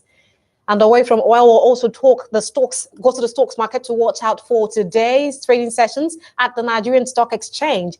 Later on, we'll find out how Nigeria can take pole position in e-commerce in Africa. As always, you can join this conversation by following us on Twitter at CNBC Africa and me at Christy Cole P. Don't forget to use the hashtag OEWA410. But first, here are your headlines from across West Africa. Nigeria's 8.83 trillion naira 2019 appropriation bill has passed second reading at the Senate. The document will now be worked on by the Senate Committee on Appropriation, who have been given 2 weeks to report back to the House. Senate President Bukola Saraki appealed to the subcommittees that ministers and heads of agencies and departments should promptly respond to the committee to enable the final report of the committee to be considered come 2nd of April. And in Ghana, the country has issued a fresh $3 billion Euro bond, which will mature over 3 tenures. The tranches will come at a maturity period of 7 years with 8.75% coupon rate, 12 years with 8.125% coupon rate, and another 31 years with 8.95% coupon rate. The bond, which was the highest ever for an African sovereign nation, was 7 times oversubscribed. Ghana's Finance Minister, Ken Ofori-Atta, earlier this week led a delegation comprising officials from the Bank of Ghana and Ministry of Finance on a road show in the UK and US. According to the officials from the Ministry of Finance, the government plans to use $2 billion to support infrastructure development in the 2019 budget, while the remaining will be used to retire some maturing debt. Oil prices dipped today, retreating from a 4-month high as economic growth concerns dampened the outlook for fuel consumption. However, oil is still well supported by voluntary supply cuts led by producer club OPEC and U.S. sanctions against Iran and Venezuela. Brent crude oil prices futures were at $67.50 a barrel at early Asian trade. That's down from 11 cents from their last close. Brent touched $68.20 a barrel on Tuesday. Now that's the highest since November 16th. And those are your top stories making rounds across West Africa at this hour. Talking oil now more in depth, prices struck new high 2019 on Tuesday, supported by supply cuts led by Producer Club, OPEC, and U.S. sanctions against Iran and Venezuela. Meanwhile, producer group OPEC has cancelled its April meeting, leaving production cuts in place until June. Uchenna Minis, chief market analyst at Eagle Global Markets, now joins me to discuss trends shaping the global oil prices. Uche, thank you for your time on the show this morning. Thank you very much. So there's some conspiracy theory going on about why OPEC moved its meeting from April to June. What's your position first on that? The general consensus. It's been said they're waiting to see the US's body language. Yeah. So they're just waiting for the US to really make decisions for them, right? So by May, you would have the US get to look through that into the sanctions on Iran. You know, they've given out waivers to all the top consumers of Iranian oil, and they will look to more like renegotiate on those waivers. So if the US would look to tighten on those waivers, we would expect that supply squeeze to increase. But we're really sure that Trump would not do that, because Trump is really, really committed to his base and his promises, really. And he would, with that case, try to leave the waivers to that point where you expect more supply, which will be a big deal for OPEC. And if that's the case, we'll expect OPEC to probably extend their production cut up until late 2019 to 2020. So although down this morning by 11 cents, Brent is still $67, and then we'll still have Bonnie Light, $68. To what extent do you think oil prices will hover around this region, this area? For us, we've actually put out a global outlook for oil since the beginning of this year. We're still seeing significant downward pressure from medium to long term, and even the Saudi energy minister have hinted that the market is still oversupplied despite their calls. So if we have that significant downside pressure, we also need to think about the other side of the equation, which is demand. OPEC can really, really do so many, should I say, control in terms of its supply, but with the demand, it can't really control that variable. And that's the variable OPEC are actually really looking at, because global economics are experiencing significant downside pressure in terms of growth. So to what extent do you think OPEC will be able to control or stabilize oil prices, which is their ultimate objective? And I think their hands are really tied, really, because there is really so much you can tell people to cut. Now, if you're telling people to cut so much just to stabilize price and the demand continues to dwindle, that will continue to put downward side pressure on prices. And if you expect a country like Nigeria now having to cut from 2.3 million barrels per day to about 1.7, and you tell them, for us to still continue to stabilize prices, we still want that your cut to go back to maybe like supplies. To what extent? To like 1 million. It comes to a point where the member countries will go back and say, well, we can't afford to do that. We can't afford to do that. There is really so low we can go in terms of cutting production. Especially with Nigeria now on the front burner, and the budget 2019 is very largely dependent on oil prices, although pegged at 61. So 67 is still looking good. So to what extent do you think that we might be able to continue to rely on this figure? Or are we exposed to any shocks in the near term? Yes, we will still see significant downside pressure, because a lot of global economies, especially the top consumers of oil, are either in a recessionary phase in terms of the economic cycle or near recessionary. So if we have this continuous slowdown and we have the trade war still ongoing, we will still see that cap in terms of how high oil price can go. Now, we hear recently Nigeria joins the 9-member Joint Ministerial Monitoring Committee. Yeah. What gains from that? Now, you've said we cannot exactly easily consider the option of cutting supplies as Nigeria. And there are other countries too whose revenue generation are largely dependent on oil supply. And then this committee is set up to ensure enforcement with the OPEC's restrictions, and then Nigeria sits at the table. So Nigeria has basically just put itself in the limelight right now. Not a box. Yes, you don't put yourself in the limelight, because now joining this committee is just going to, because they are there to monitor and also probably enforce compliance into production costs. So you expect the executive members to always keep to the cost that's been proposed by the oil bloc, OPEC. So now, should the US relax what's been called its sanctioning acts? Yes, sanctioning acts on these oils. What might happen? we'll expect a flood of supply of oil. That's basically what it is, and that's what Trump is going to do. He really wants oil to be on the low side. He has promised his base low oil prices, and he will do anything to do that. And you need to understand that irrespective of how we consider his decisions to be somewhat irrational, he has really maintained his promises as to everything he has mentioned in his manifesto. So if Iran is supposed to be on some significant wave of economic sanctions, if it gets to the point where it will be affecting oil prices, we would see Trump get to just let them slide as regards to supplying Iranian oil into the... Now, to paint a more clear picture now, a clearer picture rather, say oil prices are cut. Yeah. To what extent can Nigeria's budget withstand the shocks?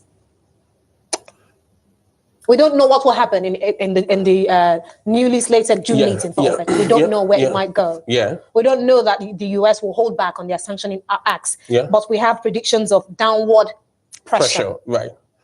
So I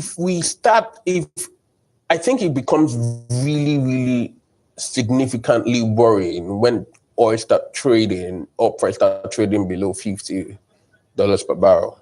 That's when we should start to worry. We start to worry. Thank you very much for your time on the show this morning. Thank you very much. Uche Naminis is Chief Market Analyst at Eagle Global Market.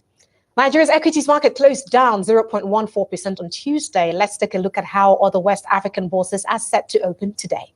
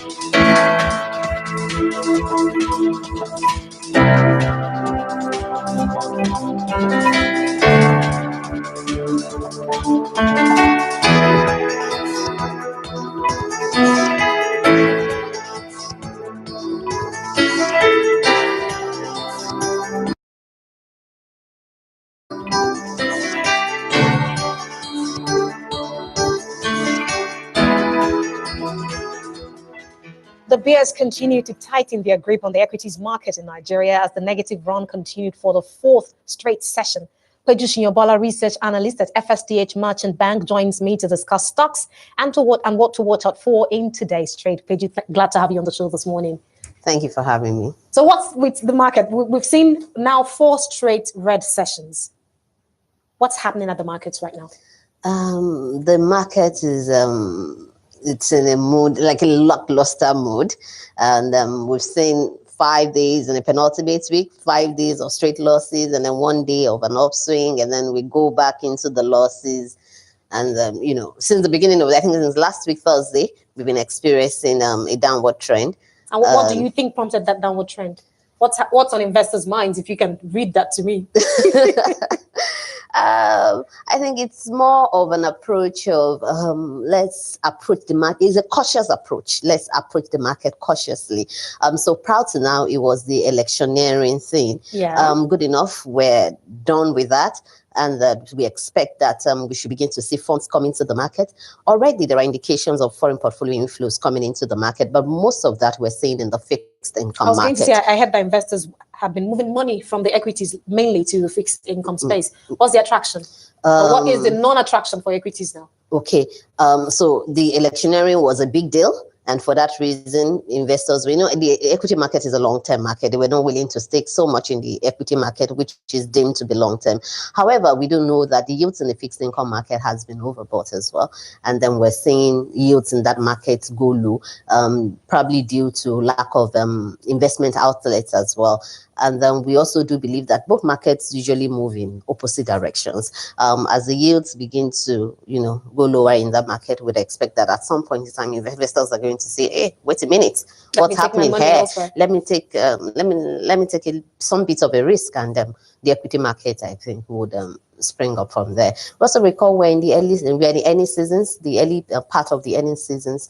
We're still expecting some major results. First Bank is yet to be out there in the market. We still expect the likes of Lafarge, Okomo, and some of the ETI, some of the big banks as well. We're already seeing how some of the big banks have already turned out their earnings, and we've seen how that has impacted these sectors. Now let's take a closer look at it. As at the close of trading last session, we had 3 sectors in the red and 2 in the green. The banking sector was up, buoyed mainly by GTB, ETI, and Fidelity Bank. Oil and gas also was up. But on the losing side, we had the consumers, industrial goods, and insurance.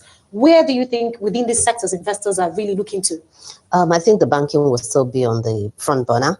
Most investors are still going to be looking there. It accounts for a sizable chunk of the market. The consumer goods is another thing that investors should be on the lookout for. Industrial goods as well, investors should look out for those subsectors. So when you aside the budget 2019 now and the swearing in come May 29 that investors have been saying that are some of the catalysts that investors are looking to, or rather that some of the analysts have said that investors are looking to, what other catalyzers would you say might be able to support the equities market at this point? For equities market, earnings is a big deal. Like I said, the elections is over. There's clarity. So what the market doesn't like is uncertainties. So the clarity is out there. It's just for investors to now pitch in and then look for securities where they feel, what we would advise is that investors should stay with securities that have good fundamentals, strong fundamentals, and they can be there for the long haul. Investors will position in this market. Futuristically, we see that the market is expected to do better than it did in last year. Okay, but we still have investors trading ever so cautiously. Yes, currently investors. So as we await another MPC sitting next week, what's your thoughts on that? Well, that's what they hold. You side like they dare not do anything at this point in time. Yeah. Yeah, a hold is more like it. They've held since 2016. Yes, and would continue. For now, that's the most reasonable thing to do. Central banks around the world seems to be accommodative. The FOMC is on as the Fed for the Fed rates in the US. Market expectation is that they would do nothing. There wouldn't be a hike. They had given that indication in their January meeting to indicate that we're not likely, we're approaching a patient outlook. Market expectation is that to end 2019, we may see maybe just one, and that may be in the second part of the year. With rates slowing down across the group, the outlook, the watch is going to be on the emerging markets, and Nigeria is going to qualify, which is why we're even seeing some sort of trickle in, from France into the Nigerian market. The current situation in Nigeria, we have some things going good for us at the moment. Inflation is coming down. Price of oil is temporary up, but most of the good things that are going for us, we deem it to be temporal. So we shouldn't get carried away. You said temporarily up, and my journalist mind just held on to the temporarily up. I know you said up, but I'm erring on the side of caution, temporarily, even as investors are still trading ever so cautiously at the Nigerian equities bourse. Thank you very much for your time and thoughts on the show this morning. Thank you. Peju Shiobola is research analyst at FSDH Merchant Bank. After the break, we'll find out how Nigeria can take pole position in e-commerce in Africa. Stay with us.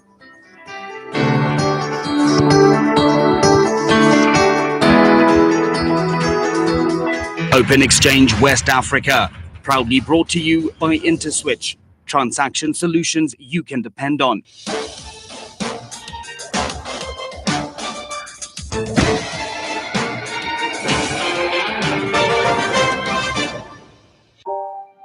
Penicillin, ethanol, flour, sugar, glue, whiskey, corn silk, starch, oil, livestock feed, all from corn, You will discover endless opportunities when you search deeper. And to enjoy their full worth, you need an innovative payment solutions partner that creates value from the obvious and sees opportunity in the not so obvious. InterSwitch. Transaction solutions you can depend on. Where will you find sumptuous serenity with stunning vistas? Relaxation and invigoration with international hospitality.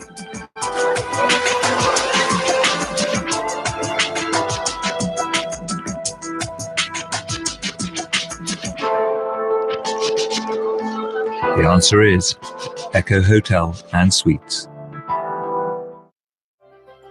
Get an internationally recognized qualification through the ABN Training Institute. With our international partners, we offer world-class executive education programs that range from recognition of prior learning to executive masterclasses, as well as bespoke leadership and management courses to suit your organizational needs. Advance your career today.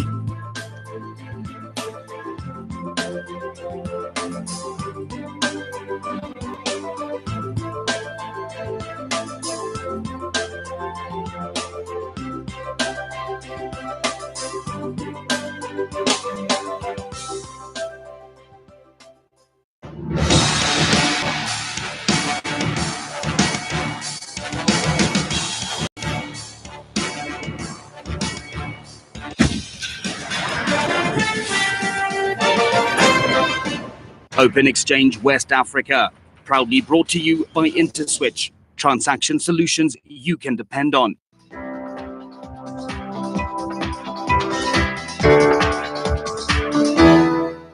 Welcome back to Open Exchange West Africa. According to the United Nations Conference on Trade and Development, Nigeria ranks second in e-commerce trade in Africa. But the country is the most populous on the continent. So how can Nigeria take pole position in e-commerce across Africa? Wale Faron, founder, netplus.com, joins me to discuss this. Wale, thank you for your time on the show this morning. Thanks for having me. So second place as the biggest e-commerce trade in Africa. What sits in Nigeria? You wonder why we're not first. Yep. Every other economic indicator suggests that Nigeria should be Population use grows. All those indicators. But from a consumer behavior standpoint, we're still struggling from an adoption standpoint for e-commerce. Consumer behavior. Yeah. So over the last few years, we've seen e-commerce trade, grow. But for the providers, the marginal cost of fulfilling an order continues to rise, and that impacts the entire industry, right? Players come in already with huge fixed cost of setting up operations in Nigeria, infrastructure, moving products from wherever we import them from, last mile delivery, payment options for consumers. All these are impacting the ability of the market to grow the way it's been predicted to grow. Okay, so you highlighted payment options. When you said consumer behavior was a problem, I thought, okay, so to what extent is tech a problem in e-commerce? So tech, I wouldn't say tech is a problem. Tech is playing an enabling role in e-commerce. But trust has been a big factor in the space, and that's why I refer to consumer behavior at the beginning of our conversation. You see e-commerce transaction 9 out of 10, maybe 8 out of 10 now. Customers still prefer to pay at the point of delivery. Okay. That impacts operationally on the providers. So why are providers not willing to take the chance? Because a lot of bad things happen when you use that option to fulfill a request. So there's a trust problem both ways with the operators and the clients. Absolutely. Coupled with all the other things that could happen between collection of funds and the remittance of funds. The delivery guy, who is a good guy, might have a sudden need for cash and is holding on to hundreds of thousands of naira, having delivered products to so many consumers over the last. Exposure to risk. So there's an exposure, there's theft. We've heard of cases, in different parts of the country where delivery guys have been, attacked and money collected. Reconciliation is a problem for the providers. You don't know what money was collected for what transaction. All these are impacting growth. And all these are, issues and challenges that providers are dealing with in the space. So while we're looking at an e-commerce industry in Nigeria now that is worth $13 billion, what nature of regulations would you say that operators are exposed to that is helping the industry? So, in fact, some reports say it's about 17 billion on the way to. It even goes higher. Goes higher, predicted to triple by 2025. So there's growth in the space. I think one of the drivers of the space is financial technology and payments. If you look at what is going on in the country, the average consumer is beginning to accept digital transaction as a possibility. People are able to transfer money from their bank accounts to service providers, and that is beginning to penetrate into all other channels of doing trade, including e-commerce. By the time we see full-fledged adoption of digital payments in the e-commerce space, trust permeating between the providers and the consumers. So how do we bridge the trust gap? You just cited a McKinsey report, I believe, projecting growth for e-commerce in 2025.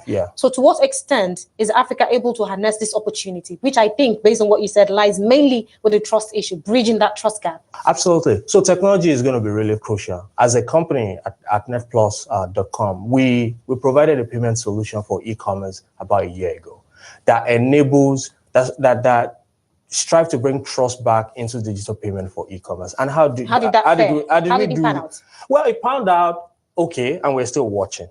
People are beginning to trust the system, and it's a very simple approach. How do I pay and ensure that my payment doesn't really go out to the provider until I have the goods in my hand? So, which means I show good intention to the provider, to the merchant, that I have the money and I intend to pay, as long as the product that you are delivering is what I ordered for. It's digital payment, but it's digital payment with caution on the side of the consumer. And if that continues to grow the way we expect it to grow and adopted by merchants in the space, we think we can restore the confidence and the trust that is lacking, and that can continue to drive e-commerce. Will that take us from number 2 to number 1? Okay. Will that take Nigeria from being the second in Africa to number 1? Because it's got the population. I think it's got the buying power. It's got the consumer base. I think it's inevitable that we're going to get to number 1. I think the real question is when, and how quickly we're going to get there. If we're able to surmount some of these challenges around trust, around digital payments, around the infrastructure, last mile delivery, and we can accelerate that growth. Acceleration, yes. Yeah, accelerate that growth. I think we can be number 1 in the next in a few years. So trust, consumer behavior, tech, and infrastructure are the key issues for you. I think you've listed them. Thank you very much for your time on the show. Wale Faro is the founder, netplus.com. And that's a wrap on Open Exchange West Africa for today. Keep the conversations going online by connecting with us on Twitter at CNBC Africa and me at Chrissy Kopi. Don't forget to use the hashtag OEWA410. Many thanks for watching. Have a good day.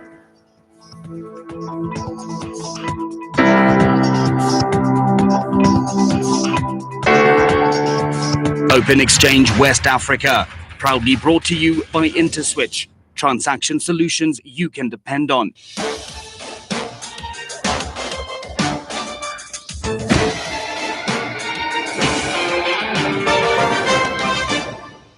He was born with no superpowers. He was just unique, with a burning desire to know more, to question the answer, and then question the question.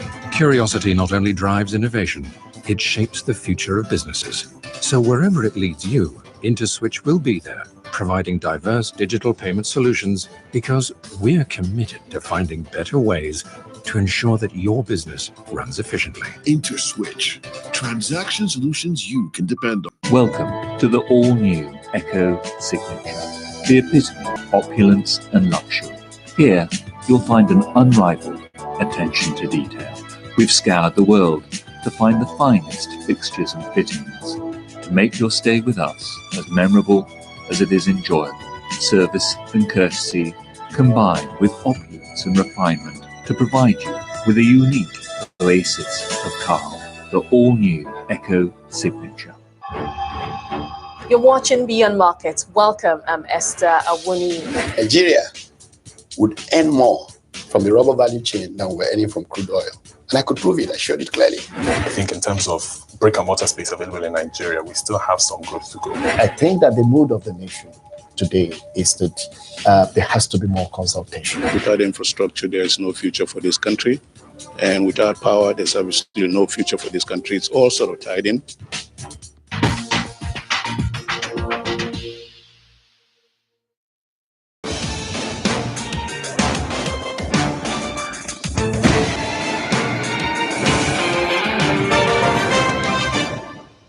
For safe haven, assets where they can actually park their money. It's not about generating huge growth in their wealth, but it's more about preserving their wealth. That's why they will look into New York, US dollars specifically.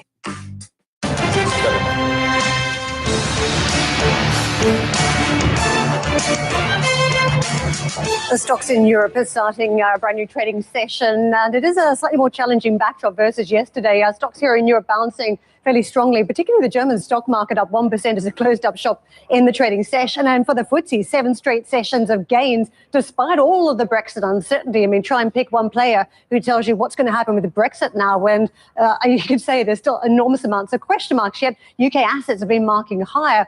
All this, and you put it in a global backdrop, we've got a Fed that may turn from patient to dovish today as the market watches what it will do around its dot plots. At the same time, there's still uncertainty around trade, with some of the language between the US and China suggesting that China's now pushing back, almost a reversal of the progress made in some of those trade negotiations. So enormous uncertainty globally, and you've got to say investors just taking stock a little bit more cautious at this point. If you look at the Asian trade, the US trade, and how we're starting out here in Europe this morning, big question mark for me today in this trading session is whether the Fed will do anything different and whether that language is enough to unlock more risk appetite for stocks.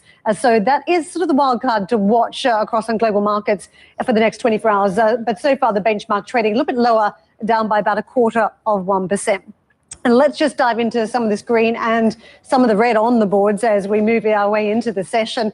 Retail stocks at the top, basic resources at the bottom, and fairly aggressively. So, in fact, the red having it in terms of sectors, most trading in negative territory at this stage. Let's get into that basic resources trade. Rio down 3.7%. There was an update around the Vale operations, with one of its main mines now coming back into operation. And this is quite the opposite of the narrative we've been having from the problems in Brazil around Vale, where we've had the mine disaster and a couple more mines now being shut down as the regime, the regulators look at some of the security implications. But one of the big mines that's been the center of some of the issues there, reopening, sends a very negative message to more iron ore supply coming to the market. And don't forget, the rivals have been benefiting on the back of this, BHP and Rio, and those stocks down very heavily at the start of trade. 2.4% off BHP, Rio tracking down 3.7%. So, and trade, of course, coming into the mix too for this sector, along with oil and gas, which is down by about 0.7%. So some of these trade fears damaging the optimism that's come into some of these stocks. Household goods led to the bottom by the likes of Moncler, the maker of those puffy jackets, 410 south of the overall basket. Hermes having a weak print too on the back of its update today. It was somewhat cautious in that update, and the margins are a little bit light on versus what we saw in the previous year. Insurance stocks weaker, led by mentioned around China hopes, 0.33% south. Chemicals going with it. Financials trade weaker, along with food and drink off about 0.1%. Real estate, retail stocks down, led by Zalando, 1.1% drop in that stock. So media also going with it. You can see the bulk of stocks pretty much trading weaker. The exception, I'm not really even going to put autos in the bombers basket, that's 0.6 higher, but BT about 0.25% in the green. But as you can see, not a lot of positivity on these markets this morning, as the selling really has it. Let's take a look at what we're seeing by the indices. 7299, we've cracked that 7,300 mark for the FTSE, trying to give back a little bit more territory. It is outpaced to the downside by German stocks, which may have seemed like a likely play after the gains that were far and above the other European markets yesterday. 2/10 down on French stocks. And if you look at the periphery, we're marking a little bit lower on the Spanish market, drifting south on Italian stocks. And don't forget, ahead of the Xi visit, Chinese president going to Italy, that may be limiting some of the damage on the Italian market this morning as investors wait for some deal activity, 1/3%. Let's get into Bayer, and the early reaction in its stock got heavily down, almost double digits, so 9.7, 9.8% so far. The latest, a US jury has unanimously ruled that Roundup, one of Bayer's most common weed killers, the same jury will now determine whether Bayer's unit Monsanto is liable and must pay damages to the man. Bayer, which has strongly rejected all accusations, has expressed disappointment for the ruling. More than 11,000 Roundup lawsuits are still set to go on trial in the United States. You may recall the last payout, though, for the first case around this was $78 million payout. So the stock for the last 3 months still up by about 1 and a bit, 1.8% roughly. Now, last month, we spoke with the CEO of Bayer, Werner Baumann. He said scientific evidence will prevail. Take a listen. So glyphosate is a wonderful product. It's absolutely crucial to modern agriculture. Also, if you look at things like sustainable and modern agriculture, so it's a product that people can actually not do without. And the good thing about it is reconfirmed time and over again that it is a safe and good product to use and that it is not carcinogenic. And we look at the facts, and with such a strong regulatory support and such a strong scientific evidence, we will absolutely vigorously defend ourselves. And ultimately, we believe that the science and the facts will prevail, and that's what we stand for. Let's bring in Christian Gattaker, Chief Strategist and Head of Research at Julius Baer. And just a reminder, Guy de Blonay is here with us. Christian, morning to you. Let me just start off with a very general comment. How comfortable do you feel about buying risk assets today? Well, today is just as yesterday, it's really kind of in a kind of wait and see mode. But overall, we're quite constructive. We think a lot of things that have kept markets back last year are actually easing and improving, and therefore we're constructive. We think monetary policy is good. The macro cycle is picking up. China is stimulating. So a lot of things are falling into place. I mean, the key thing that's falling into place, as you point out, is that monetary policy story. And that does appear as though it's going to provide the opportunity to reflate and liquefy capital markets. Just talk to us about what you think the Fed needs to say today to show that it's taking both a balanced approach, but also giving the green light perhaps to markets. I think a clear view is needed on what's happening with the balance sheet. I mean, there were remarks there, but the confirmation that this program is actually running out or will be stopped, I think that will be a major trigger for more risk appetite.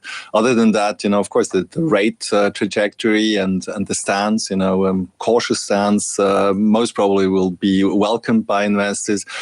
In our view, this is just an intermediate kind of top in the rates cycle, and we think in the second half, given the strength of the U.S. economy and the labor market there might be further rate hikes. But for the time being, it's wait and see, and to confirm that, clarify that will be a major support.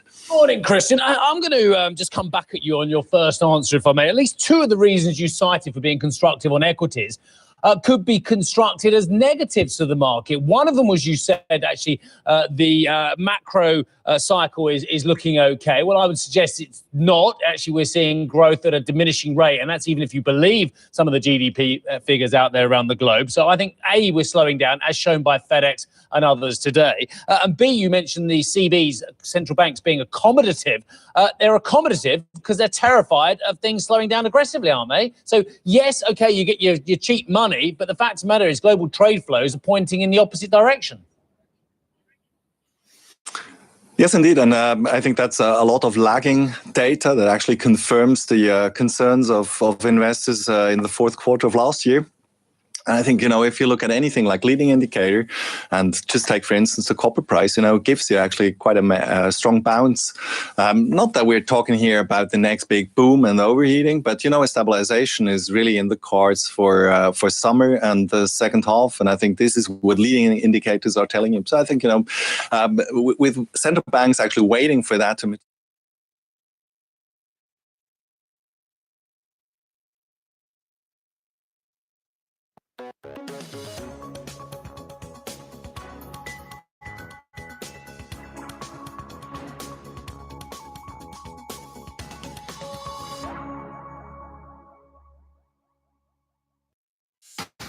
Agenda Big Four ni nini? Ni fomu ya kuweka Kenya lembe to the next level kwa miaka kobole za kukaa.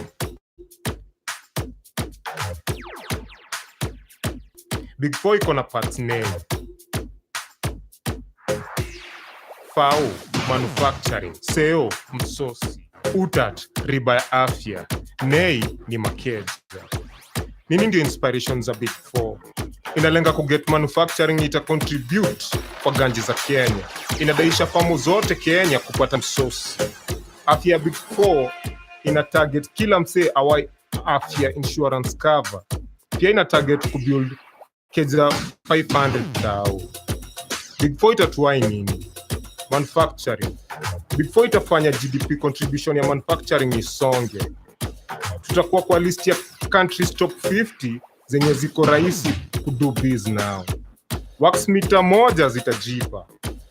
Mapeni za ma-investors toka Mayolo zitagrow kutoka mita 6 tumbili karibu NEI. Msosi. Wakulima wataongeza ganji zao. Bei ya keroma isipite more than nusu ya salo ya mapato ya raia.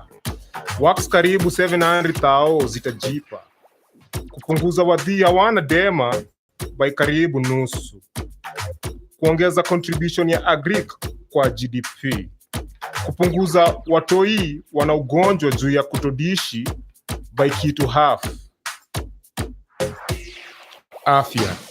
Ita help kutokulipia hosi for services crucial. Itapunguza wadhi kutumia ganji zao directly kwa mahosi.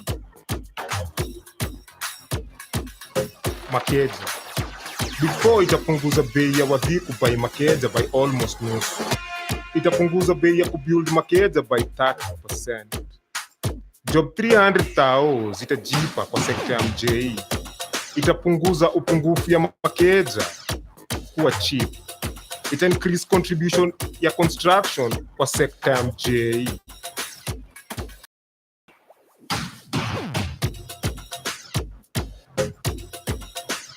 Nini itasaidia Big Four kujipa?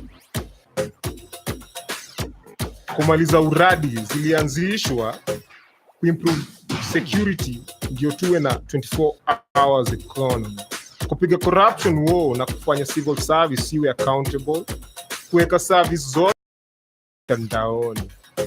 Kuweka bei ya nare au masti na waba iwe affordable. Kuimprove skill ya mayouth kwa areas za technical.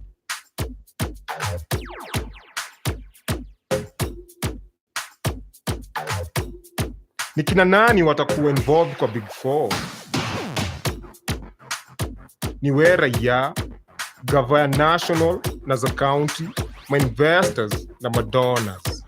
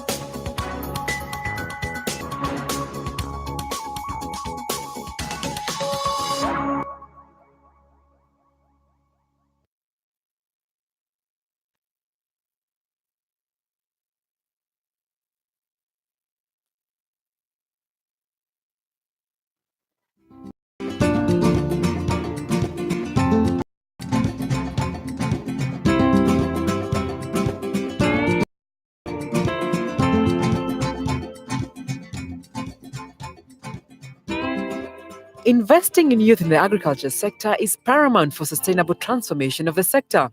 To fast-track this, a National Youth in Agribusiness Forum hosted by AgriProFocus under the Promoting Agribusiness Investment, Networking and Trade for the Youth, dubbed PaintY, was held in Nairobi, bringing together stakeholders from the sector.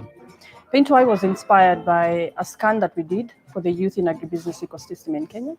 And what the scan revealed is that there are very many initiatives that are supporting youth. These are projects. There are a lot of donors that have invested also in these projects to support youth, but also private sector foundations and very many government institutions. So we thought, how does this all come together? Why aren't people talking to each other? Are the youth part of these conversations? So the scan highlighted 3 areas: capacity building, it highlighted access to resources, and also policy as issues and sections in the youth in the agribusiness ecosystem that the projects are supporting. But the realization is that also these projects are not talking to each other. Youth are not talking to each other based on the successes that they have. So PaintY is basically that neutral platform that brings all these stakeholders together, including the youth. In a keynote address by the Kingdom of the Netherlands, youth must be involved in policy formulation, which should be adapted to their needs in a bid to improve their agribusiness ecosystems. I strongly believe that youth in agriculture also needs youth in policy. We need young people to also be involved in decision-making in the policy level. To be involved in the policy dialogues, because that's also an important sector where we as youth can make a difference. Because the challenge is significant. Here in Kenya, the population age between 17 and 32 is almost 17 million. That's as many people as live in my country. And even the group is increasing. In 2030, there will be 22 million people in the same age bracket. So therefore, we have a role as developing partners together with the Kenyan government, knowledge institutes, but also the private sector to create opportunities for youth. This forum, which is a first under the PaintY platform, provided a stage where the youth showcased their agribusinesses and shared their experiences. On the other hand, stakeholders had the opportunity to interact with them for a better understanding on what they really want. PaintY is an eye-opening. It's an opportunity to meet the youth in their element. They can tell us what they think.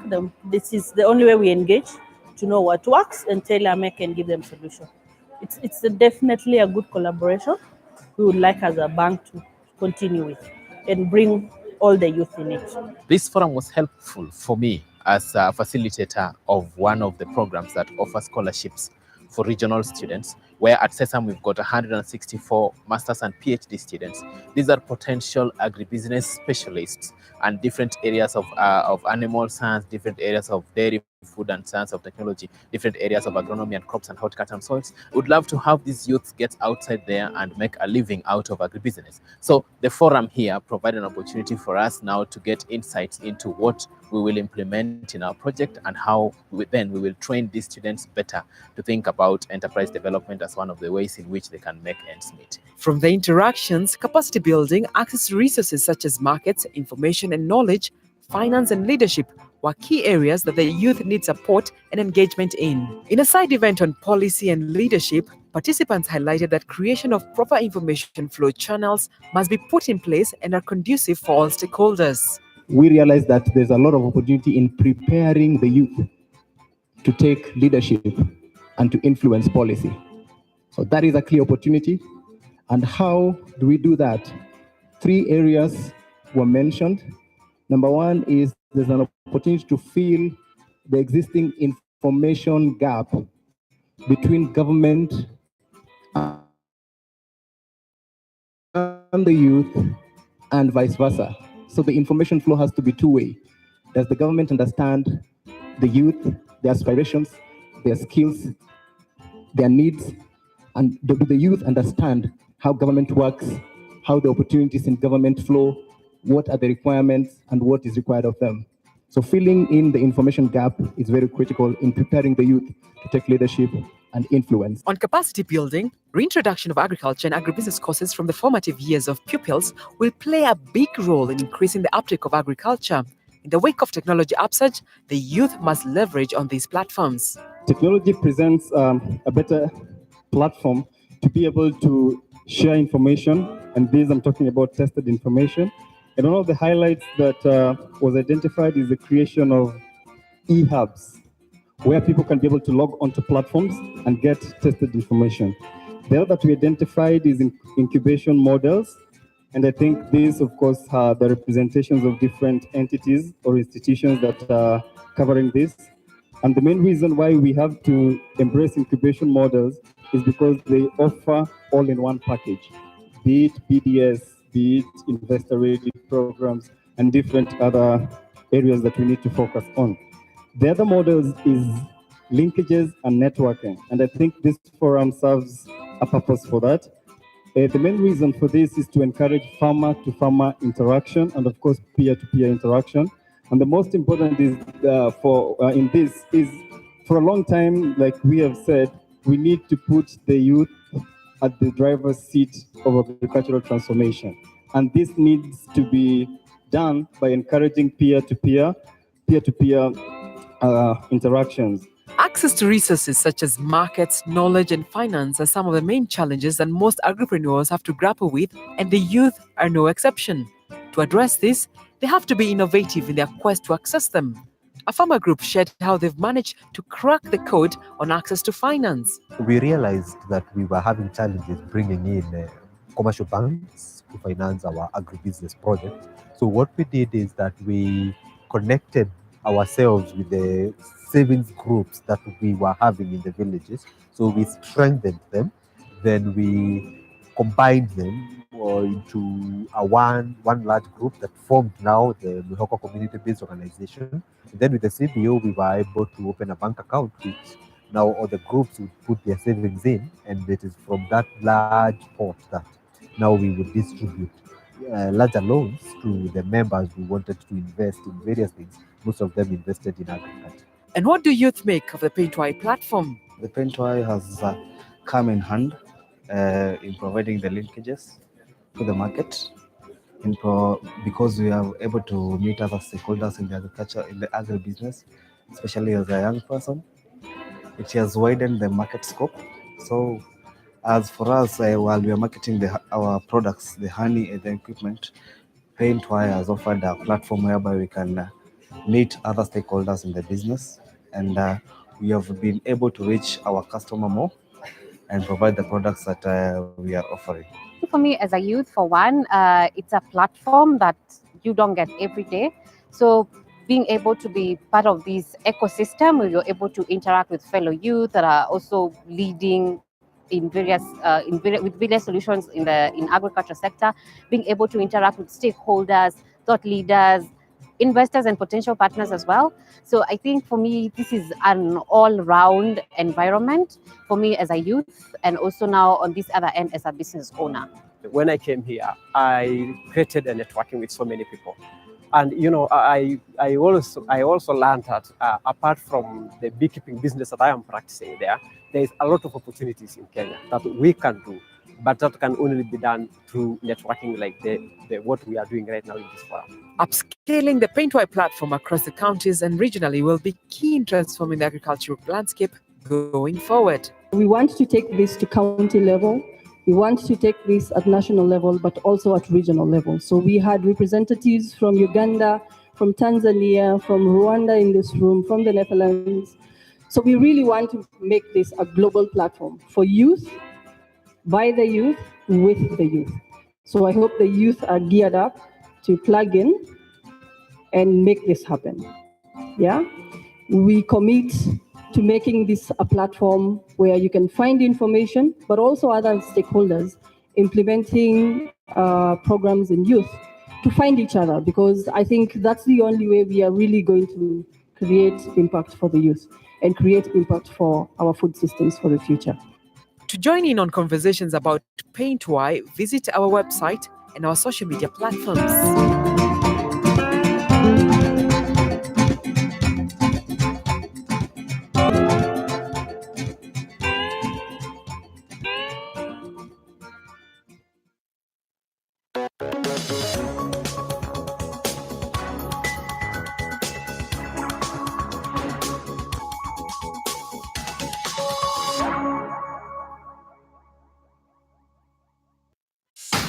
Agenda Big Four ni nini? Ni fomu ya kuweka Kenya lembe to the next level kwa miaka kobole za kukama. Big Four iko na parts name. FAO, manufacturing, SEO, msosi, UTAT, riba ya afya, NEI ni makeja. Nini ndio inspiration za Big Four? Inalenga kuget manufacturing ita contribute kwa ganji za Kenya. Inadaisha famu zote Kenya kupata msosi. Afya Big Four ina target kila msee awai afya insurance cover. Pia ina target kubuild keja 500,000. Big Four itatuwai nini? Manufacturing. Big Four itafanya GDP contribution ya manufacturing isonge. Tutakuwa kwa list ya countries top 50 zenye ziko rahisi kudo biz now. Wax mita moja zitajipa. Mapeni za mainvestors kutoka Mayolo zitagrow kutoka mita 6 tumbili karibu NEI. Msosi. Wakulima wataongeza ganji zao. Bei ya keroma isipite more than nusu ya salo ya mapato ya raia. Wax karibu 700,000 zitajipa. Kupunguza wadhi hawana dema by karibu nusu. Kuongeza contribution ya agric kwa GDP. Kupunguza watoi wana ugonjwa juu ya kutodishi by kitu half.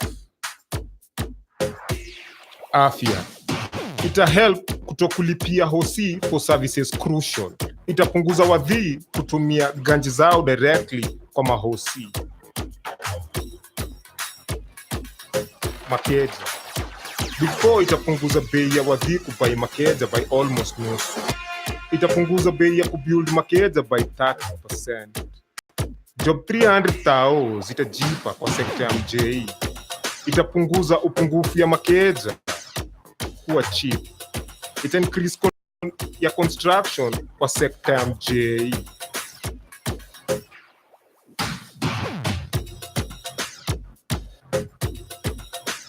Nini itasaidia Big Four kujipa?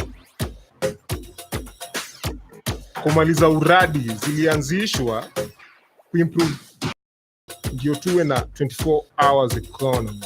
Kupiga corruption na kufanya civil service iwe accountable. Kuweka service zote za gava ziwe mtandaoni. Kuweka bei ya nare au masti na waba iwe affordable. Kuimprove skill ya mayouth kwa areas za matechnical.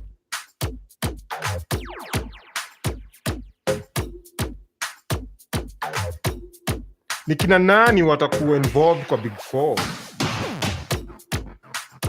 Ni wera ya gava ya national na za county, ma investors.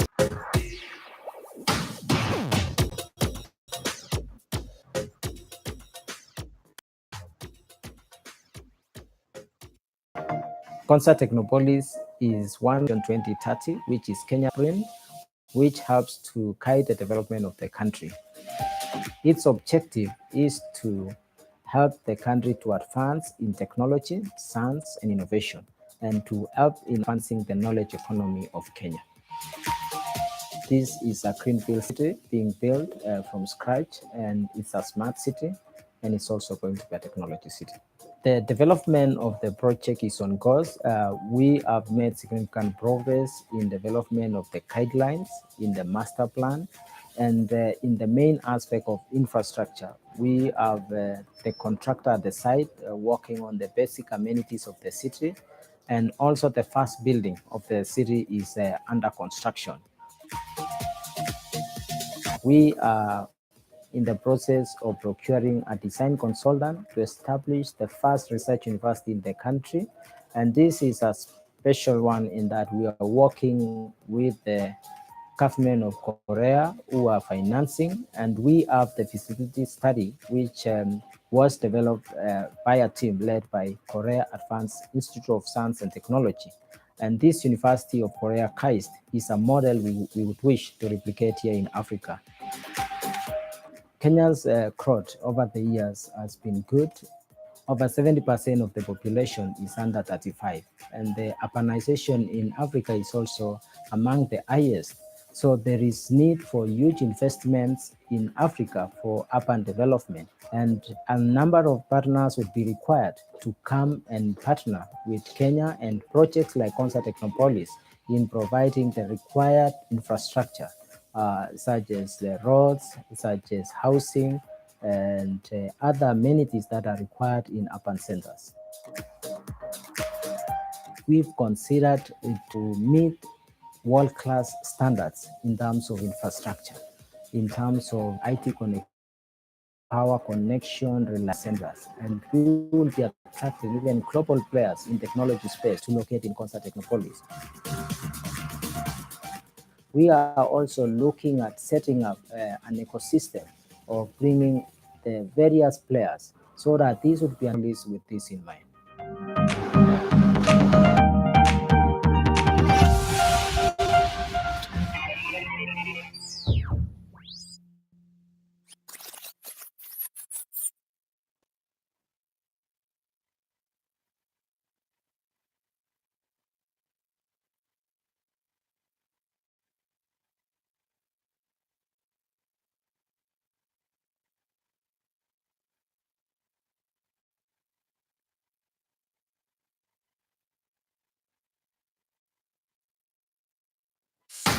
Agenda Big Four ni nini? Ni fomu ya kuweka Kenya lembe za kukaa.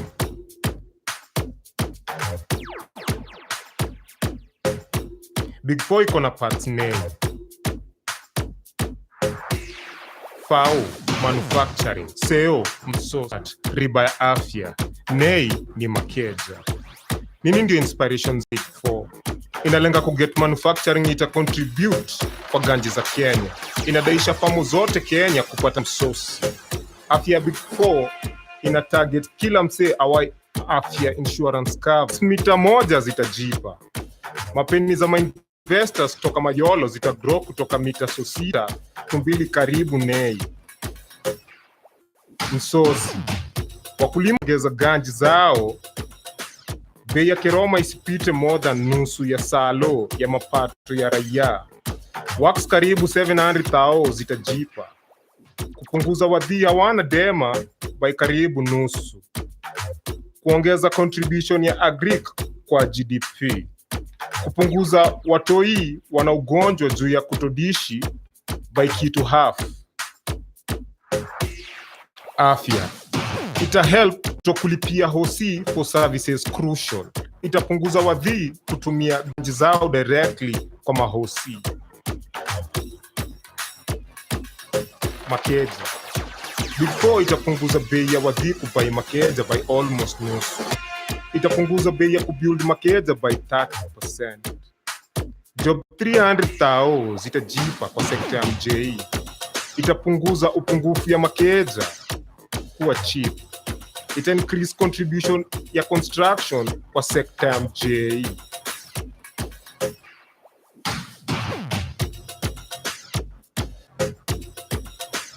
Nini itasaidia Big Four kujipa? Kumaliza uradi zilianzishwa, security ndio tuwe na 24 hours economy. Corruption war na kufanya civil service iwe accountable. Kuweka service za gava ziwe mtandaoni. Kuweka bei ya nare au masti na waba iwe affordable. Kuimprove skill ya mayouth kwa areas za matechnical.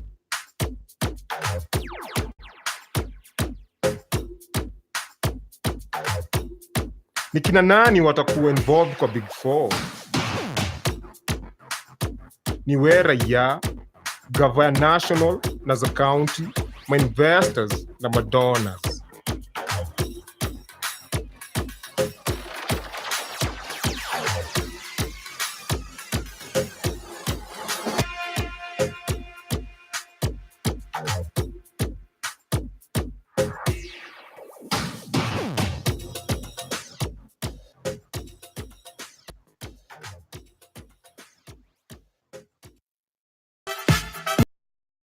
Trends, as well as new market entrants.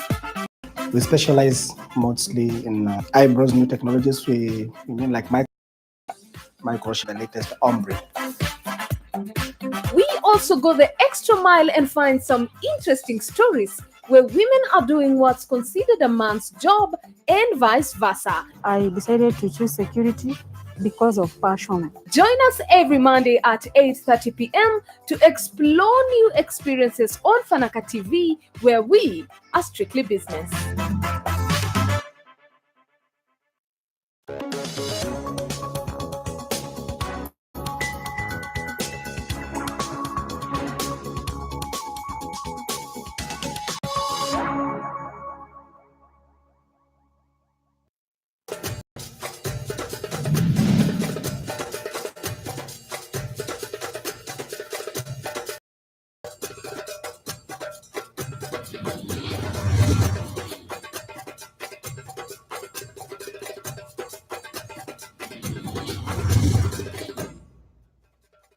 Hello, I'm Tabitha Muthoni and welcome to On the Farms of Africa. This is a show that brings you various tech farming methods, trending and emerging agribusinesses in Africa. This week, we take you to marshy lands of Moya in Kirinyaga County, where we discover how to grow rice the organic way. Next, Francis Kamonyi, a soil fertility expert, takes us through effective and affordable inputs on repairing damaged soils as a result of industrial fertilizers. Later, we compare tomato yields from inorganic to organic farming. Rice is a frequent delicacy in most Kenyan homes, but the growing process is a rather harsh experience for most growers. Joseph Munene has been a rice cultivator for the past 33 years, and it is thanks to his hard work that he can afford a smile on his face whenever he sees a plate of rice on our tables. Let's take a look at his journey. Enter Joseph Munene, rice farmer, Tibara section, unit 20.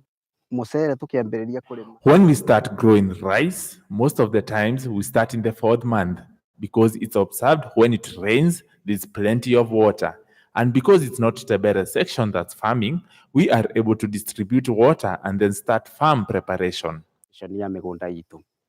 This is where the whole process begins.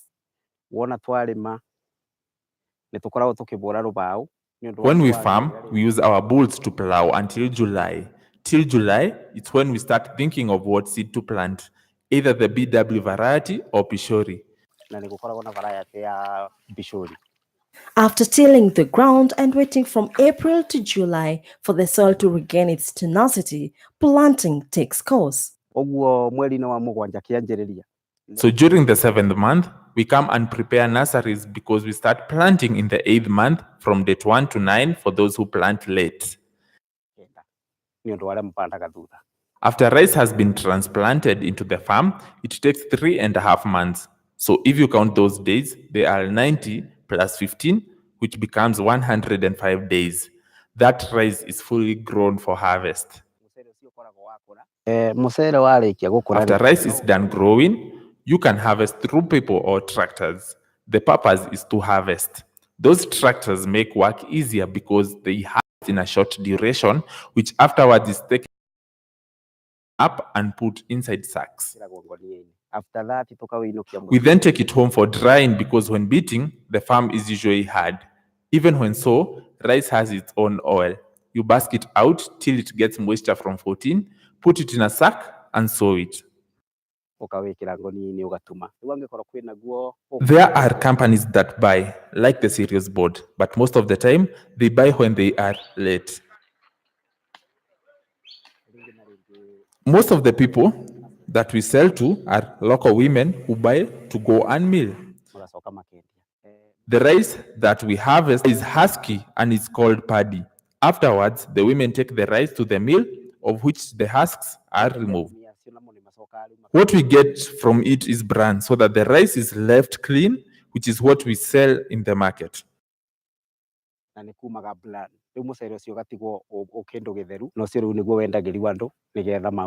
Munene's journey for the last 30 years has been a stressful one compared to the previous 3 years that have seen him work close to his financial freedom.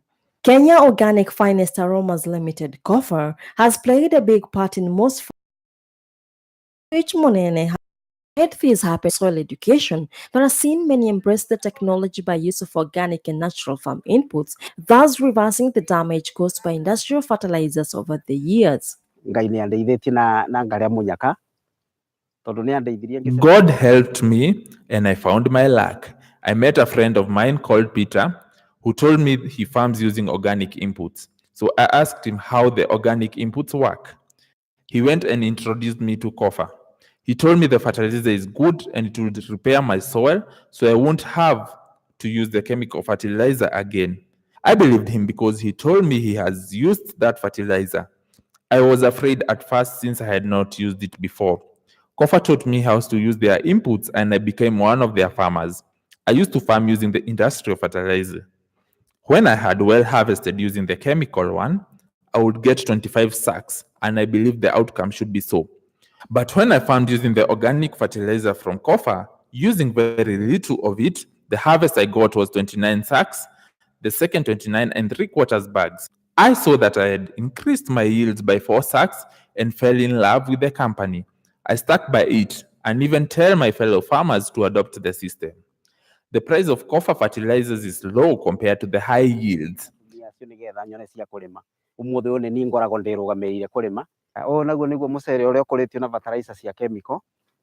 We uproot one bunch and compare the difference between the two.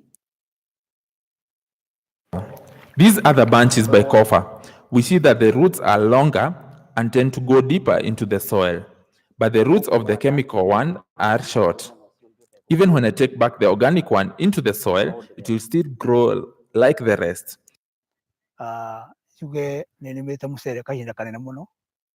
I have farmed rice for a long time, 10 years to be precise, using the old common way where we have used a lot of money and expenses incurred using the chemical way. But I have seen a difference with the Kofa one, which is cheaper.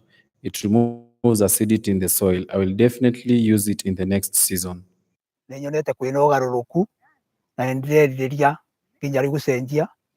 The technology and know-how to increasing farm yields has been found, but the market outlet still remains a huge concern. The challenges we face as rice farmers is that during the planting season, no one has money. You must look for money so that you are able to harvest and then tell the lender to take equivalent rice to the amount lent. If there can be found a company that can help farmers by buying the rice in time, the rice farmer will be stable and will be very happy. Throughout the toil and moil, Monene has made some milestones in his life. I have been able to fend for myself and in a position to build a nice house, which I am in the process of completing, as well as educate my son. But for the 3 years I have been with Kofa, I have been able to save well. With overtime soil stability, high yields and better returns will be expected in the near future if everyone will adjust to natural and organic farm inputs. We take a short break right now, but when we come back, we show you how tomatoes are grown. Did you know that kale is high in fiber and water? Both of these help prevent constipation and promote regularity and a healthy digestive tract. It also contains B vitamins and vitamin C, which promotes iron absorption. These are essential for the women in the agribusiness sector are the solution to through mobilizing and supporting the domestic private sector, both at national and continental levels. But for this to happen, attention to soil preparation and treatment is of key concern, especially when nature plays a key role in the organic inputs. Francisca Munyi, an agronomist as well as founder and CEO of Kenya Organic Finance Aromas Limited, Kofa, takes us through effective and affordable organic soil repair inputs that repairs damaged soils through reclaiming technology by use of organic and natural farm inputs. Kofa is a social enterprise, and what we do in Kenya is handling soil fertility.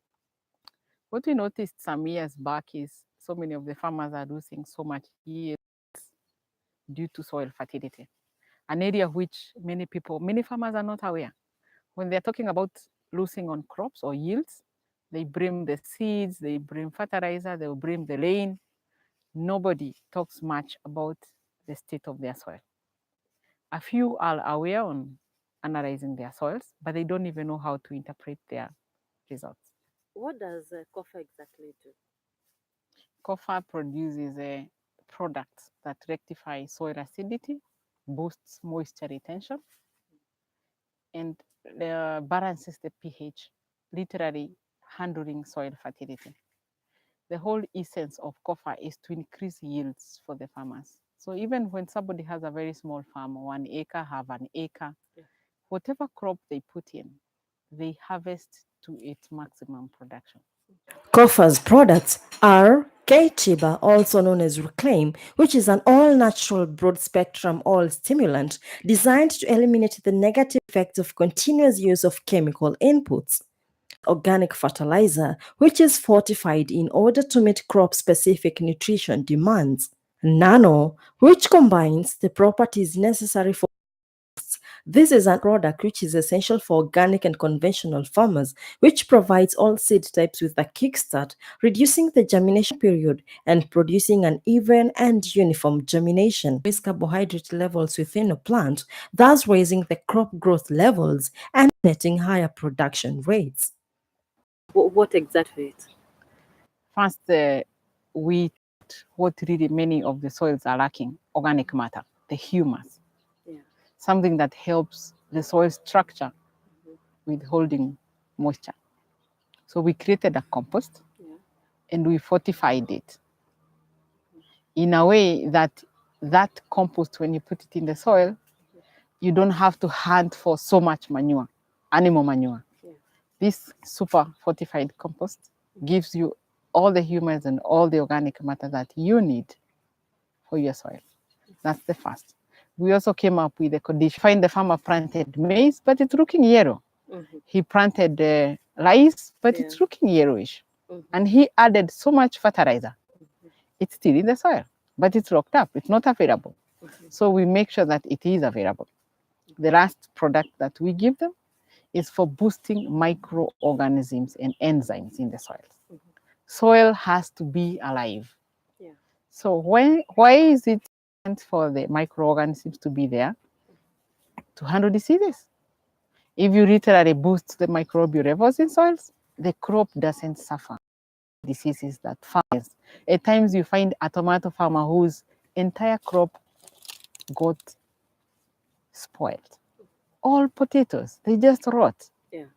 All maize, strange diseases sweeping an entire area.